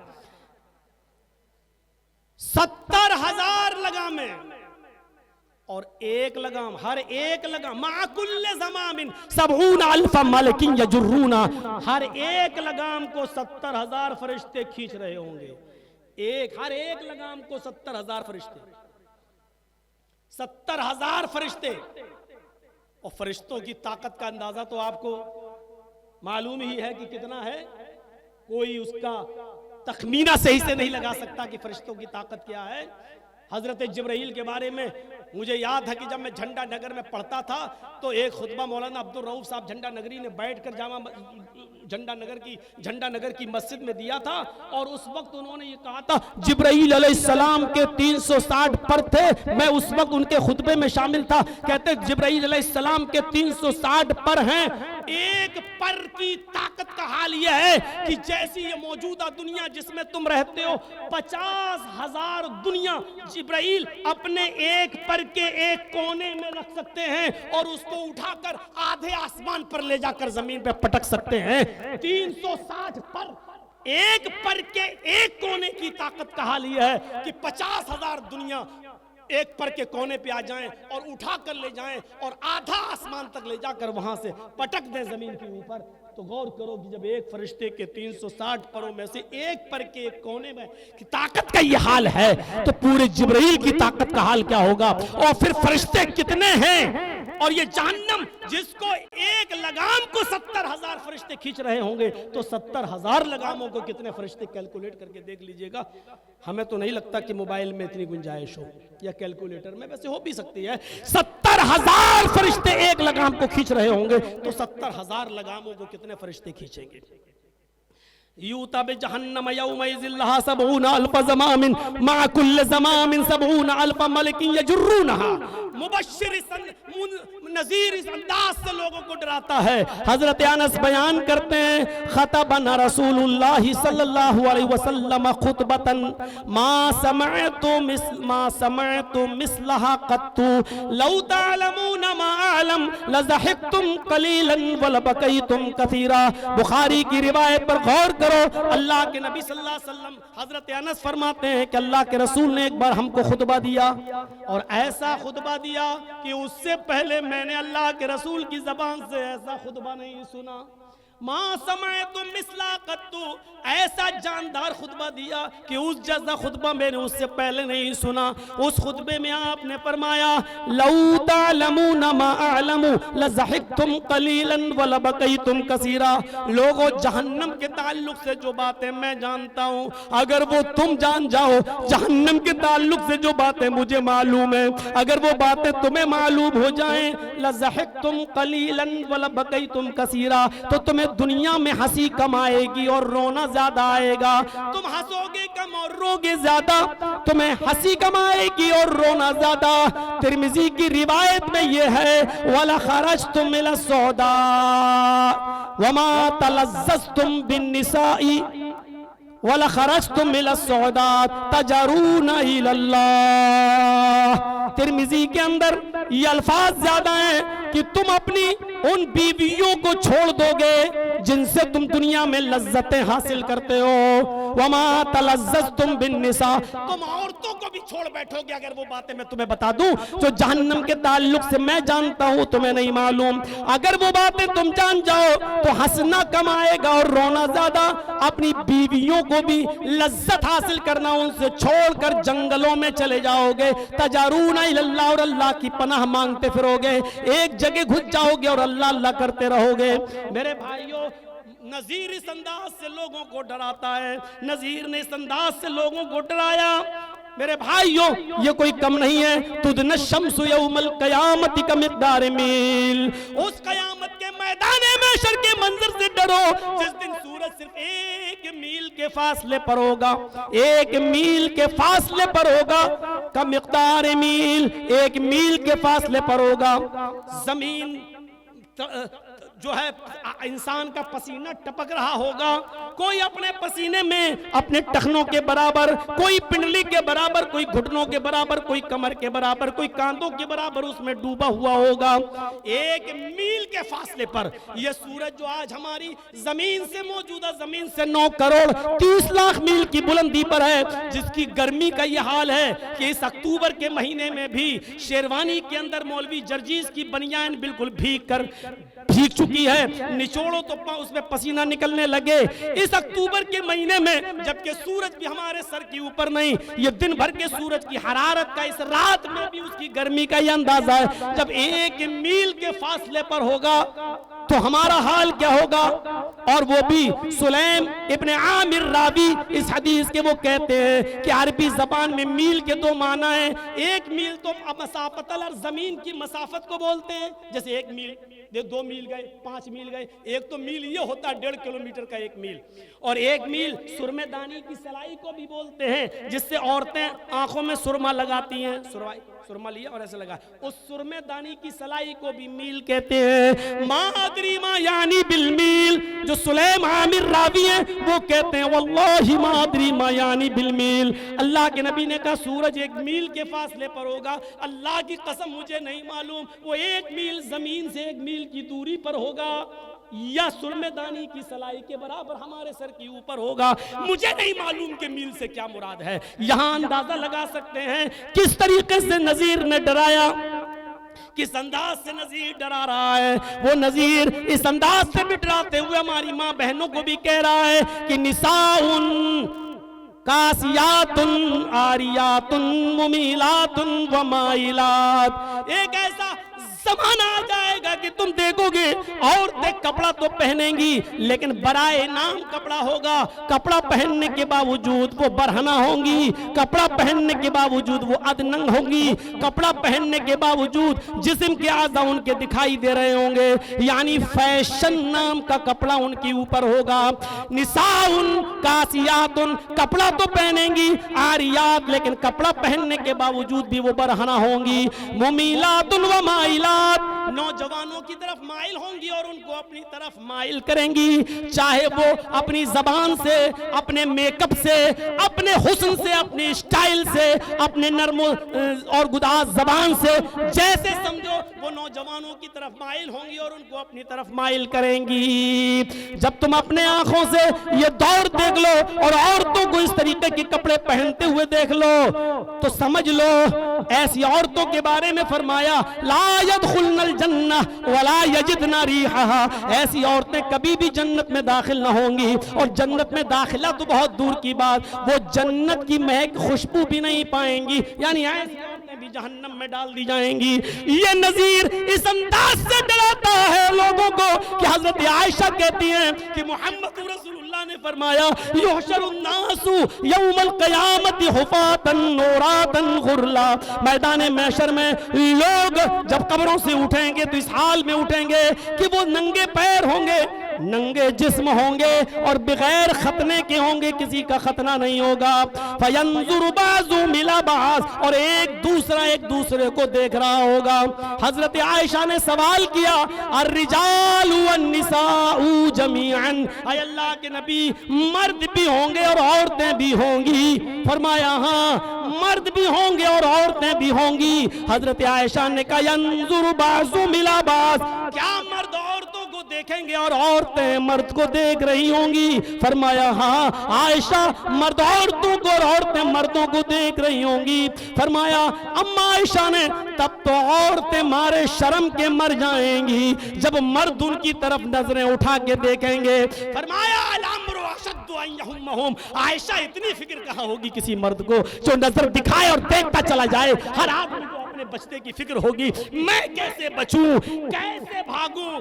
बाप बेटे से भाग रहा होगा और बेटा बाप से भाग रहा होगा, शौहर बीवी से भाग रहा होगा और बीवी शौहर से भाग रही होगी, भाई भाई से भाग रहा होगा।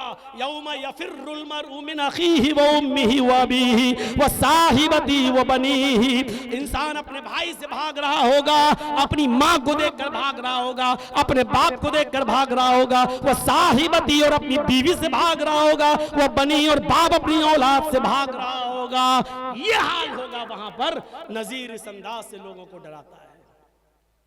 तो हो गया, शाहिद बनाकर भेजा, बशीर बनाकर भेजा, नजीर बनाकर भेजा। चौथी सिफत है वदाइयन इलल्लाहि बिइज़्नी, और हमने आपको दावत इल्लाह देने वाला दाई बनाकर भेजा। पूरी जिंदगी अल्लाह की तरफ दावत। जर्जीस का स्टेज खत्म, यहां दूसरा स्टेज लगेगा। इलेक्शन के मौके पर दूसरा स्टेज लगेगा। कोई इस नेता की तरफ बुलाएगा, कोई उसकी तरफ बुलाएगा, कोई इसकी तरफ बुलाएगा।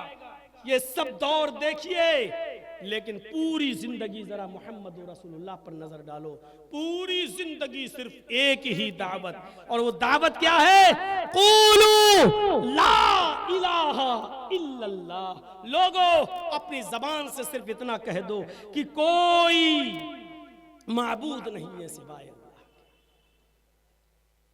ये दावत कैसे कैसे मौके पर दी जा रही है? एक शख्स आता है पूरे काफिले की शक्ल में, उसको अमीर बना दिया जाता है। भेजा है कई लोगों को, मक्के के सरवुर्दा लोगों ने, चौधरियों ने, सरमायादारों ने कि जाओ, पानी सर से ऊपर चढ़ता जा रहा है। शायद मोहम्मद को किसी चीज का लालच है, कहो सल्लल्लाहु अलैहि वसल्लम, किसी चीज का लालच है। अगर लालच है तो लालच देकर भी देखो। लालच देने आ गए, कई लोग आए, एक को चुन लिया, तुम बात करोगे। बात करने लगा, अय मोहम्मद इब्ने अब्दुल्लाह, हम अपनी कौम की तरफ से आपसे बात करने आए हैं। चंद लोगों पर मुश्तमिल ये काफिला आपकी खिदमत में हाजिर है। आपने कहा क्या बात है? क्या बात कुछ नहीं है, इतना ही से बात है कि पानी सर से ऊपर चढ़ गया है। आप जो दावत दे रहे हैं लोगों को, इस दावत ने एक फितना खड़ा कर दिया है। बाप बेटे से, बेटा बाप से जुदा हो गया है। माँ बेटी की नहीं सुनती, बेटी माँ की नहीं सुनती, भाई भाई का दुश्मन होता चला जा रहा है। आपकी इस दावत से खाइयां बढ़ती जा रही हैं। अगर आपका कोई मकसद है तो बताओ। आपने कहा मैं समझा नहीं, खुलकर बोलो क्या कहना चाहते हो। उन्होंने कहा, अय मोहम्मद इब्ने अब्दुल्लाह, अगर आपको दौलत चाहिए, पैसा चाहिए, तो आप मेरे सामने अपनी रिक्वेस्ट रखिए। हम आपको अपनी कौम की तरफ से चंदा करके इतना रुपया, इतना पैसा, इतना दिरहम और दीनार दे देते हैं। आप मक्के के सबसे अमीर इंसान कहलाएंगे। आपसे ज्यादा दौलत किसी के पास नहीं होगी। हम इतना चंदा करके आपको दे देते हैं कि आप मक्के के सबसे अमीर इंसान कहलाएंगे। अगर दौलत नहीं चाहिए आपको तो आए मोहम्मद इब्ने अब्दुल्लाह, मुझे इतना बता दीजिए, क्या आप हुक्मरान बनना चाहते हैं? आपको हाकिम बनने का शौक है? अगर ये बात है तो आप मुझे बता दीजिए, हम लोगों से गुजारिश करके आपको अपना हाकिम बना देते हैं, आप हुक्मरान बन जाइए। हम आपको अपना सरदार बनाने के लिए तैयार हैं। सरदारी, हुक्मरानी चाहिए तो बोलिए, पैसा दौलत सोना चांदी चाहिए तो बोलिए, और ये भी नहीं तो एक तीसरी वजह हो सकती है जो सबसे ज्यादा पॉपुलर है, और उसके लिए इंसान या तो मजहब छोड़ देता है, बाप का भी कत्ल कर देता है, कई लोगों का मर्डर भी कर देता है, वो है औरत। अगर आपको किसी हसीन और जमील और खूबसूरत और अमीर औरत से या लड़की से आपको इश्क हो गया है, प्यार हो गया है, मोहब्बत हो गई है, तो वो आप मुझे बताइए, आपको लगता है कि ऐसे वो हमारे हवाले नहीं करेगा, तो आप सिर्फ इशारा कीजिए कि वो किसकी बेटी है, किसकी बहन है, आप सिर्फ अपने मुंह से निकाल दीजिए और बता दीजिए, उस हूर सिफत परी को मैं लाकर आपकी खिदमत में रख देता हूं, आपके पास हाजिर कर देता हूं, आपके साथ निकाह करा देता हूं, कोई इनकार नहीं है। अगर आपको किसी औरत से निकाह करना तो वो भी बोलिए। इन तमाम चीजों के जवाब में आपने जो उनसे कहा वो ये कहा कि नहीं, न मुझे हुक्मरानी चाहिए, न मुझे दौलत चाहिए, न मुझे बीवी औरत चाहिए, मुझे इन तमाम चीजों से कोई सरोकार नहीं। तो फरमाया फिर क्या है? कहा मुझे कुछ नहीं चाहिए, बस मैं इतना चाहता हूं कि तुम सब अल्लाह के अजाब से बच जाओ, मेरी कौम ला इलाहा इल्लल्लाह कह दे और कामयाब हो जाए। हम तो ये चाहते कि तुम सब एक अल्लाह की इबादत करने वाले बन जाओ, क़ूलू ला इलाहा इल्लल्लाह, एक अल्लाह की इबादत करने वाले। चले गए। जो वफ्द आया लालच देते हुए, उस वफ्द को भी दावत दी तो एक अल्लाह की। कोहे सफा पर चले तो उनको भी दावत दी तो यही कहा, अय्युहन्नास क़ूलू ला इलाहा इल्लल्लाह तुफ्लिहू, लोगों ला इलाहा इल्लल्लाह कह दो कामयाब हो जाओगे। एक जगह कहा तुमलिकुल अरब वल अजम, अरब के भी मालिक बन जाओगे और अजम के भी मालिक बन जाओगे, तुम सिर्फ अपनी जबान से ला इलाहा इल्लल्लाह कह दो, बस इतना कह दो, ला इलाहा इल्लल्लाह, इतना कह दो। दावत दे रहे हैं तो एक अल्लाह की तरफ दावत। उस मंजर को उठाइए, उस मंजर को, बड़े से बड़े लोगों के गुर्दे पानी पानी हो जाएंगे, लेकिन नबी अकरम किस तरीके से इस्तिक़लाल की चट्टान बने खड़े हैं। ग़ज़वा ज़ातिर रिक़ा से वापसी के मौके पर, ग़ज़वा ज़ातिर रिक़ा से वापसी के मौके पर लोग थके हुए थे, कई रातों के जागे हुए थे। सहाबा कहने लगे इस जंगल में दरख्त है सायादार, थोड़ा सा आराम कर लीजिए, अल्लाह के रसूल थोड़ी देर के बाद निकल जाएंगे। आपने सबको इजाजत दे दी, सब लोगों ने जहां दरख्त देखा वहां लेट गए, और लेटते ही उनको नींद आ गई। मोहम्मद रसूलुल्लाह सल्लल्लाहु अलैहि वसल्लम भी एक दरख्त के साये में आराम फरमा रहे थे। इतने में एक देहाती काफिर आता है, उसने मोहम्मद रसूलुल्लाह की लटकी हुई तलवार को देख ली और उसने तलवार उतार कर नबी अकरम के सामने कूद जाता है, छलांग लगाता है, आप उड़ जाते हैं।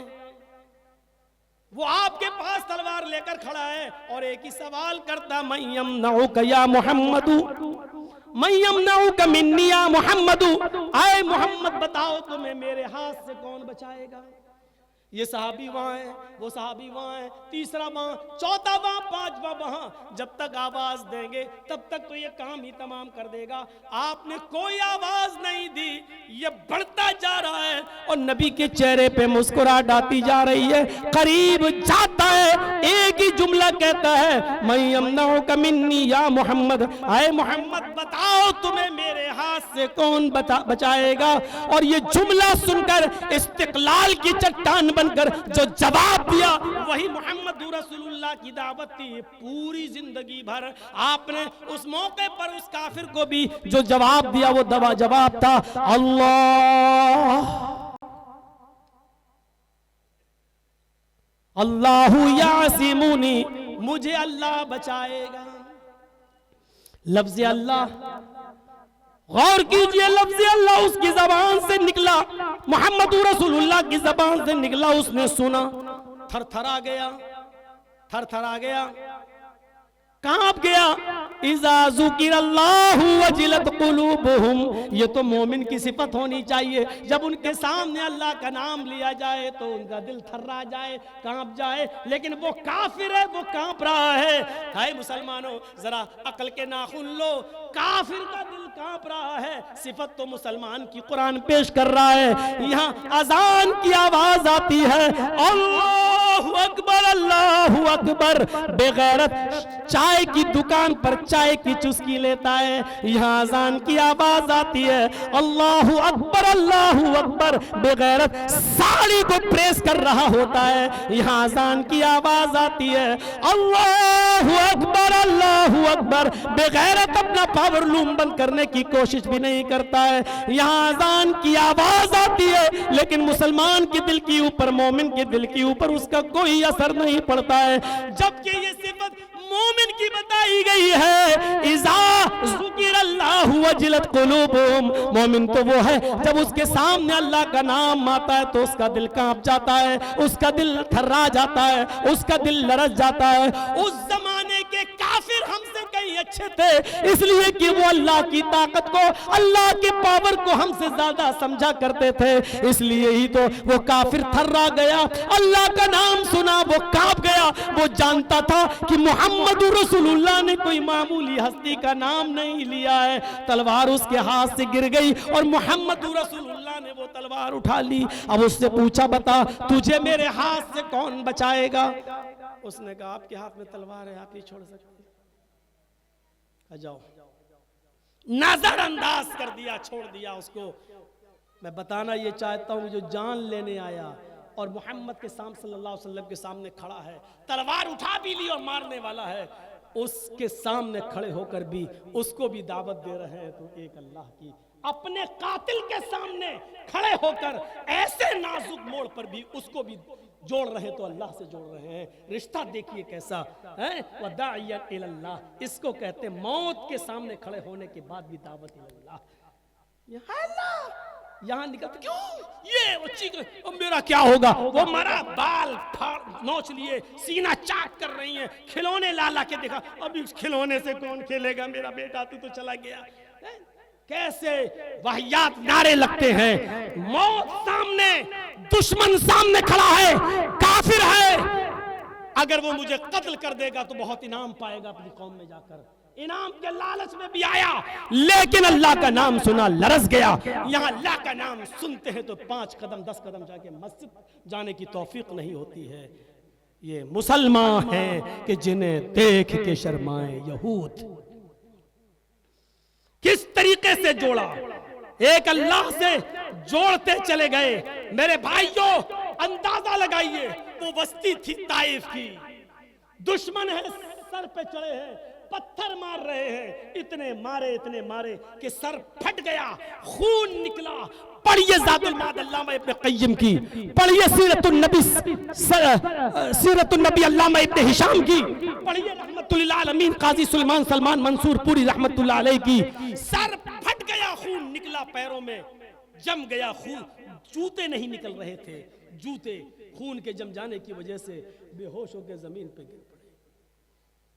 जब होश आया तो 2 फरिश्ते आए, मोहम्मद सल्लल्लाहु अलैहि वसल्लम, आप कहें तो हम इन ताइफ वालों के ऊपर ऐसी आंधी लाएं कि सबको हलाक कर दें। दूसरे ने कहा, कहें तो हम इन ताइफ वालों को 2 पहाड़ियों के बीच में रखकर पीस दें और मसल दें। लेकिन ऐसे मौके पर भी उन ताइफ वालों को देखते हैं और देखकर कहते हैं, अल्लाहुम्मा हद कौमी फइन्नहुम ला यालमून। अल्लाह मेरी कौम को हिदायत दे, ये जानती नहीं है कि मैं तेरा रसूल हूँ, ये जानती नहीं है। फरिश्तों के सवाल पर फरमाया, नहीं, इंतकाम की जरूरत नहीं है। अगर तुम इन ताइफ वालों को 2 पहाड़ियों के बीच में रखकर पीस दोगे, मसल दोगे, तो इनके बाद इनकी पुश्तों में छिपी हुई औलादें भी फिर जन्म नहीं लेंगी। जाने दो, मुझे उम्मीद है आज ये ईमान नहीं लाएंगे तो कल इनकी होने वाली नस्लें जरूर ईमान लाएंगी, कल इनकी होने वाली औलादें जरूर ईमान लाएंगी। इस मौके पर भी दावत दे रहे हैं तो एक अल्लाह की तरफ बुला रहे हैं, एक अल्लाह की तरफ दावत दे रहे हैं। उस सूक़े उकास का मंजर देखो, जो मक्के में एक सालाना मेला लगता था, जिसको उकास का मेला बोलते थे, जिसको मक्के का एक बाजार था जिसको उकास बोला जाता था, और पूरा नाम उसका सूक़े उकास था, यानी उकास का बाजार।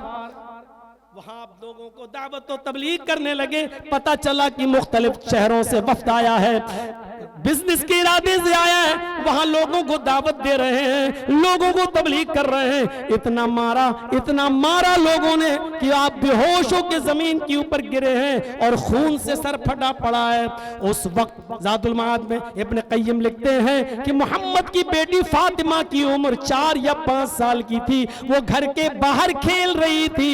उसको किसी ने कह दिया, फातिमा बेटा तुम यहाँ खेल रही हो, तुम्हारे अब्बू मक्के के बाजार में सूक़े उकास में बेहोश पड़े हुए हैं। इतना सुनना था कि नन्ही मुन्नी फातिमा भागती हुई दौड़ती हुई जाती हैं और अपने बेहोश बाप के पास बैठ जाती हैं। अपने सर की ओढ़नी से अपने बाप के सर पे जमा खून साफ करती जाती हैं। हाँ मेरी बहनों सुनो, छतों से सुनो, जलसों में आई हो तो सुनो। 5 साल की या 4 साल की है फातिमा और सर की ओढ़नी से अपने बाप के सर का खून पोंछ रही है।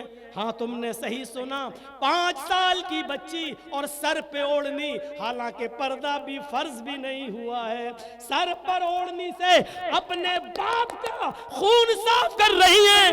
क्या फातिमा का ये चांटा 20 और 22 साल की लड़कियों तुम्हारे गाल पे नहीं पड़ रहा है कि आज तुम इंस्टाग्राम पे टिकटॉक पे डांस कर रही हो और दुपट्टे तुम्हारे उतर कर बाल खुले हुए सामने आ चुके हैं। शर्म मगर तुम्हें नहीं आती है। ये 5 साल की फातिमा सर पे ओढ़नी ओढ़े हुए है, पर्दा हालांकि अभी फर्ज भी नहीं हुआ है, और अपने बाप के पास बैठकर ओढ़नी उतार कर अपने बाप का खून साफ करती जाती हैं और रोते हुए कहती जाती हैं, आए मक्के के लोगों, तुमने मेरे उस बाप को मारा है। आए मक्के वालों, तुमने मेरे उस बाबा को मारा है जिसने जिंदगी में कभी झूठ नहीं बोला है। आए मक्के वालों, तुमने मेरे उस बाबा को मारा है जिसने आज तक किसी की अमानत में खयानत नहीं की है। आए मक्का वालों, तुमने मेरे उस बाप को मारा है जिसने आज तक किसी का दिल नहीं दुखाया। आए मक्का वालों, तुमने आज उसको सिर्फ इस बात में मारा है कि वो तुमसे कहता है एक अल्लाह की इबादत करो, अपना रिश्ता एक अल्लाह से जोड़ लो। यानी सूक़े उकास में भी लोगों को जोड़ने गए तो एक अल्लाह से। और बात फातिमा ये कह रही कि मेरे बाप को सिर्फ इसलिए तुमने मारा है क्योंकि उसने तुमको ये कहा ला इलाहा इल्लल्लाह कह दो, एक अल्लाह की इबादत करने वाले बन जाओ। सिर्फ इस बात पर तुम हमारे बाप को मारते हो, इस बात पे मारा। हजरत फातिमा की आंखों से आंसू गिरा, नबी अकरम के गाल पर गिर जाता है। इस आंसू ने आप हयात का काम किया। नबी अकरम के आंखों से नबी अकरम के आंख खुल जाती है और हजरत फातिमा को अपने पास देखते ही सीने से लगा लेते हैं और कहते हैं अपना गम भूल गए, अपनी तकलीफ भूल गए, और फरमाया वो कौम कभी फला नहीं पाएगी जो हक बात कहने पर मोहम्मद की लख्ते जिगर को सताती है। जिसने फातिमा से 4 साल की मेरी फूल जैसी बच्ची का दिल दुखाया, वो कौम कैसे फला पाएगी, वो कौम कैसे नजात पाएगी। तुमने मेरी बेटी का दिल दुखाया, अच्छा नहीं किया। मेरे भाइयों, अपनी बेटी की इस तकलीफ पर अपनी तकलीफ भूल गए तो सूक़े उकास में गए तो लोगों को दावत इल्लल्लाह दी। एक वफ्द आया हुआ है, आप उसको तबलीग कर रहे हैं, समझा रहे हैं। इतने में हजरत ज़ैनब भेजती हैं अपना कासिद कि जाओ, मेरी बेटी की तबीयत बहुत ज्यादा खराब है और उसकी सांसें उखड़ रही हैं, मेरे अब्बू को बुला लो, नाना से कहो मोहम्मद रसूलुल्लाह से अपनी नवासी को आकर देख लें और कुछ दुआ पढ़ दें। जो कासिद जाता है, अल्लाह के नबी के पास मेहमान है, बाहर के आए हुए हैं। आपने उनसे कहा, जो कासिद आया था ज़ैनब की तरफ से, उससे कहा इन्ना लिल्लाहि मा आता वलहु मा क़ज़ा, जो कुछ दिया वो अल्लाह ही का है और जो लेगा वो अल्लाह ही का है। आए ज़ैनब, तुम्हारा बाप अभी दावत और तबलीग में लगा हुआ है, तुम अल्लाह से दुआ करो, मैं अभी नहीं आ सकता। आप फिर वफ्द के दावत और तबलीग में लग गए। इधर जो कासिद गया और उसने पैगाम दिया तो उन्होंने अल्लाह की कसम देकर भेजा, दोबारा जाओ और मेरे अब्बू से कहना आपको आपकी बेटी ने अल्लाह का वास्ता दिया है, जिस हाल में भी बैठे हो चले आओ। ज़ैनब ने कहा मेरी बेटी की यानी उनकी नवासी की तबीयत बहुत ज्यादा अच्छी नहीं है, जल्दी आ जाएं और मेरी बेटी पर कुछ दुआ पढ़ दें। जब अल्लाह का वास्ता सुना तो आपने जमात के लोगों से, वफ्द से, उन गिरोह से जो आए एतबार से आपने इजाजत ली और कर रुको, मैं अब एक बाद में बताऊंगा, तबलीग करूंगा, मेरी बेटी ने मुझे अल्लाह का वास्ता दिया, मुझे जाना जरूरी है। आपने चंद सहाबा को अपने साथ लिया और ज़ैनब के घर की तरफ चल दिए। ज़ैनब के घर पहुंचकर दरवाजे को दस्तक दी। मोहल्ले की जो औरतें वहां बैठी हुई थी, एक ने दरवाजा खोला। हजरत ज़ैनब अपनी बेटी नवासी को अपनी गोद में लिए हुए थी और उसकी कंडीशन ये थी कि उसकी सांसें उखड़ रही थी, वो आखिरी सांसें ले रही थी। जैसे ही ज़ैनब ने अपने बाप को मोहम्मद रसूलुल्लाह को रूम के अंदर देखा, अपनी बेटी को आगे बढ़ा दिया, अब्बू जान मेरी बेटी को अपनी गोद में ले लीजिए, दुआ कीजिए, आपके हाथ जबान से निकली हुई दुआ में अल्लाह ने शिफा रखी है, मेरी बेटी को अल्लाह शिफा दे दे, ले लीजिए। उस रूह खड़ती हुई नवासी को जैसे ही मोहम्मद रसूलुल्लाह ने अपनी गोद में लिया, शायद वो नवासी भी अपने नाना की गोद का इंतजार कर रही थी। जैसे ही वो अपने नाना की गोद में आई, उसकी रूह कब्ज़ उनसुरी से परवास कर गई, नवासी का इंतकाल हो गया। ज़ैनब रो रही है, गम के आंसू हैं और ये मंजर देखकर मोहल्ले की वो तमाम औरतें ज़ैनब के रोने को देखकर उनके भी आंखों में आंसू हैं। जो सहाबा नबी के साथ आए, ये मंजर देखकर वो भी रो रहे हैं। लेकिन ऐसे नाजुक मोड़ पे भी मोहम्मद रसूलुल्लाह अपनी बेटी को और पूरे जितने सामईन थे और उस जमा थे उस घर में, सबको यही दावत दे रहे हैं, इन्ना लिल्लाही व इन्ना इलैहि राजिऊन, इन्ना लिल्लाहि मा अता व लहू मा खज़ा। मेरे भाइयों, वो नबी यही दावत दे रहा है कि जो कुछ भी है हम सब भी तो अल्लाह ही की तरफ से, व इन्ना इलैहि राजिऊन, और उसी की तरफ पलट कर जाना है। जो कुछ दिया था वो अल्लाह ही की तरफ से अता करता था, जो ले लिया वो उसी की अमानत थी। हमें सब्र करना चाहिए। जब सारा मजमा रो रहा है, इस मौके पर मोहम्मद रसूलुल्लाह अपने घर वालों को, अपनी बेटी को, सहाबा को, साबियात को एक अल्लाह से जोड़ रहे हैं और ये कह रहे हैं इसमें हम कुछ नहीं कर सकते, अमानत उसी की थी और उसने अपनी अमानत ले ली, इसमें मैं क्या कर सकता हूं। और गौर करो, कायनात की सबसे बड़ी हस्ती की गोद में सबसे बड़ी हस्ती की बेटी ज़ैनब की बेटी है, नबी की नवासी है। ज़ैनब की गोद में जब तक थी सांसें ले रही थी और मोहम्मद रसूलुल्लाह की गोद में जब आई तो सांसें उखड़ गई। आप क्या कहते हैं? आपकी गोद से बच्चा अगर जर्जीस की गोद में आ जाए, इंतकाल कर जाए तो कहेंगे बड़ा मनहूस था, जब तक मेरे हाथ में था तब तक बच्चा सही था, जैसे इसने लिया मर गया। यह इस बात की तालीम थी कि कोई नबी भी किसी मुर्दा को जिंदा नहीं कर सकता है। यह इस बात की तालीम थी, अमानत उसकी थी, उसने ले लिया। हम तो सिर्फ उसके लिए दुआ कर सकते हैं और तुम्हें सब्र की तलकीन कर सकते हैं, इसके अलावा मेरे पास और कोई रास्ता नहीं है। मेरे भाइयों, जरा गौर तो करो, ये कौन से मंजर हैं, ये कैसे मंजर हैं कि हर मौके पर आप अल्लाह की तरफ लोगों को दावत दे रहे हैं, अल्लाह की तरफ लोगों को बुला रहे हैं। हिजरत करके मदीना पहुंचे, 8 दिन की तगो दो मेहनत के बाद, मशक्कत के बाद मदीना पहुंचे। अभी मदीना नहीं, कुबा में पहुंचे। सहाबा थक कर चूर, बेजबान मखलूक जबान बाहर निकाल के बैठी हुई है, ऊंट और घोड़ों की जबानें बाहर निकल गई हैं, इतना थक कर चूर हैं। कहा थोड़ा सा आराम कर ले, आपने कहा ठहर जाओ, रुक जाओ। बेजबान मखलूक घोड़े और ऊंट हाँप रहे हैं। सहाबा ने जहां जगह देखी वहां लेट गए हैं और लेटते ही उनको नींद आ गई है। अचानक सहाबा की आंख खुलती है तो क्या देखते हैं 8 दिन से तो लगातार मोहम्मद रसूलुल्लाह भी हमारे साथ चले हैं। बेज़बान मखलूक का बुरा हाल है, घोड़े जैसी ताकत रखने वाले घोड़ों का, मजबूत ताकत रखने वाले घोड़ों का बुरा हाल है।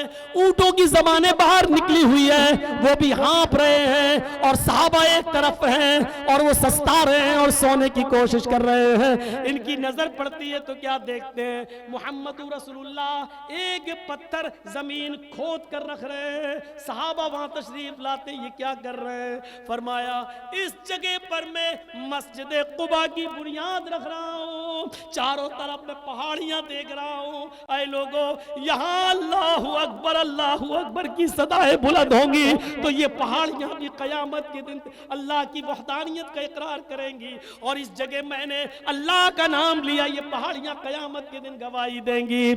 सारी मखलूक थककर चूर है, सहाबा निढाल है, बेज़बान मखलूक की ज़बानें बाहर निकली हैं, लेकिन मोहम्मद रसूलुल्लाह को मस्जिद की तामीर की फिक्र हो रही है।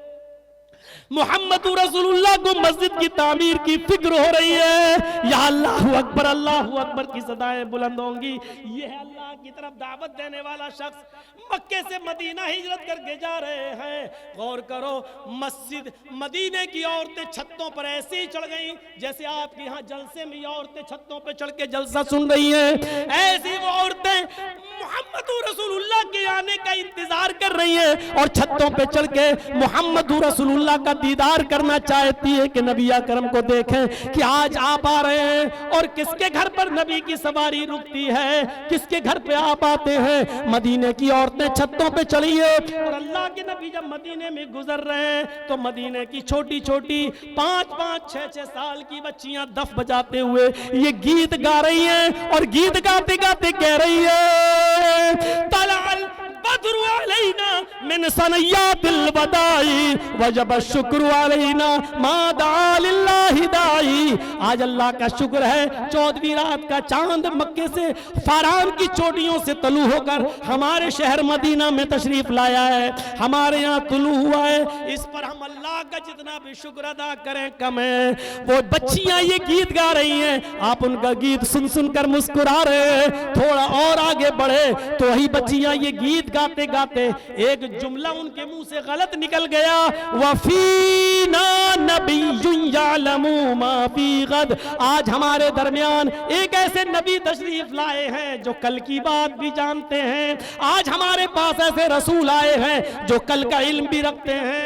इतना सुनना था कि आप अपनी ऊँटनी से उतरते हैं और उन छोटी छोटी बच्चियों के पास जाते हैं, उनको तौहीद का माना समझाते हैं, उनको शिर्क का माना बतलाते हैं। कहते दई हाजिल कलिमात, आए बच्चियों ये जुमले मत कहो, आए बच्चियों ये जुमले छोड़ दो, वही पढ़ो जो पहले पढ़ रही थी। तलाल बद्रु अलैना मिन सनयातिल वदाई वजब शुक्र अलैना मा दा लिल्लाहि दाई। बच्चियों यही पढ़ो, ये मत पढ़ो फीना नबिय्युन यअलमु मा फी गद। एक ऐसे नबी आए हैं जो कल की बात जानते हैं। अल्लाह की कसम, तुम्हारे नबी को, तुम्हारे रसूल को ये नहीं मालूम कि कल मेरे और तुम्हारे साथ क्या होगा, कल का इल्म नहीं। उन छोटी छोटी 5-5 और 6-6 साल की बच्चियों की जबान से निकलने वाले इन शिरकिया जुमलों पर भी आप खामोश नहीं रहे, उतरे और उन बच्चियों को तौहीद का माना बतलाया, अल्लाह का माना बतलाया और ये बतलाया कि कल और कयामत तक का इल्म अगर किसी को है तो वो सिर्फ जात है अल्लाह की।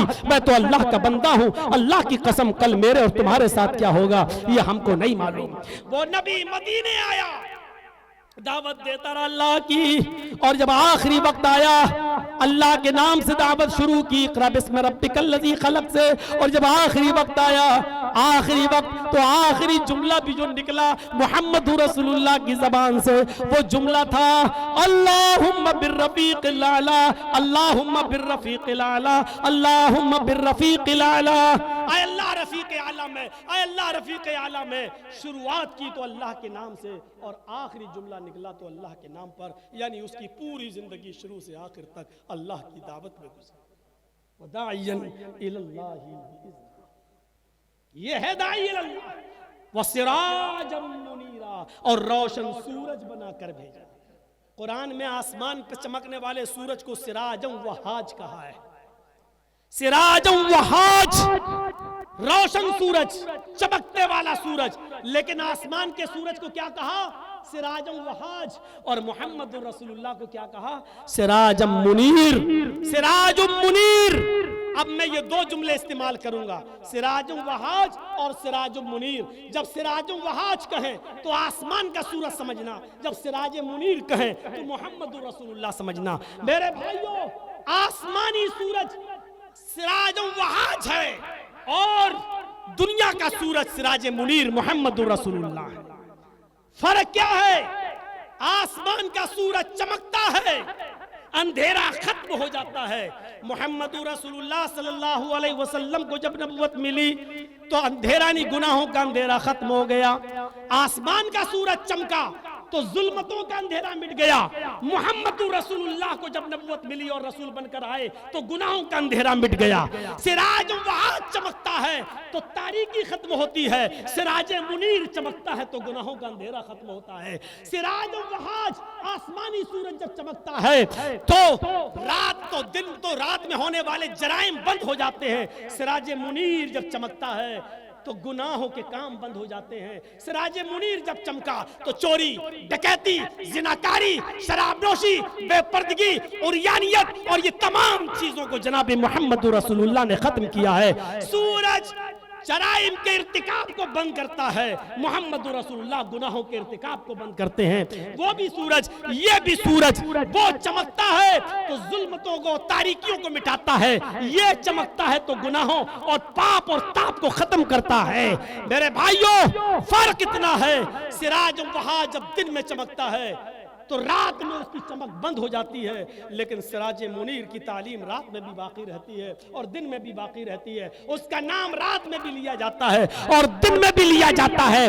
दोनों सूरत में फर्क यह है कि हजरत आयशा ने कहा था, ली शम्सुन वलिल्लाफाक शम्सुन शम्सी खैरुम मिन शम्सिस समाई इन्न शम्सा ततलू बाद फज्रिन शम्सी ततलू बाद इशा। लोगों, एक तुम्हारा सूरज है, एक मेरा सूरज है। लोगों, तुम्हारा सूरज मेरे सूरज से बेहतर है। इन्न शम्स ततलू बाद फज्र, तुम्हारा सूरज तो फजर के बाद निकलता है। शम्सी ततलू बाद इशा, और मेरा सूरज इशा के बाद मेरे बिस्तर पे आता है। मेरा सूरज इशा के बाद मुझे अपनी आगोश में लेता है, यानी मेरा सूरज मोहम्मद रसूलुल्लाह है। तो ये सिराज मुनीर है। मेरे भाइयों, सीरत तैयबा पर चाहे कितना अच्छी गुफ्तगू कर लो, लेकिन हमारे भाई यही कहेंगे, ये रसूल को मानते ही नहीं है, ये नबी को मानते ही नहीं है। सारे ठेकेदार ये हैं, जब तक केक ना काटो, हैप्पी बर्थडे या रसूल अल्लाह जब तक ना कहो और मोहम्मद के नाम पर जब तक छुरी ना चलाओ, तब तक मोहब्बत का बायार पूरा हो ही नहीं सकता। अल्लाह तुम्हें हिदायत दे। अल्लाह हम सबको मोहम्मद रसूलुल्लाह सल्लल्लाहु अलैहि वसल्लम के औसाफ हमीदा को समझने की तौफीक अता फरमाए और बार इलाह रसूल की मोहब्बत हमारे दिलों में पैदा फरमाए। अल्लाह, जब तक तू हमें जिंदा रख, इस्लाम पर जिंदा रखना, और जब हमारा खात्मा हो तो ईमान पर हमारा खात्मा फरमाना। वमा अलैना इल्लल बलागुल मुबीन व आखिरु दअवाना अनिल हम्दुलिल्लाहि रब्बिल आलमीन। अस्सलामु अलैकुम व रहमतुल्लाहि व बरकातुहू।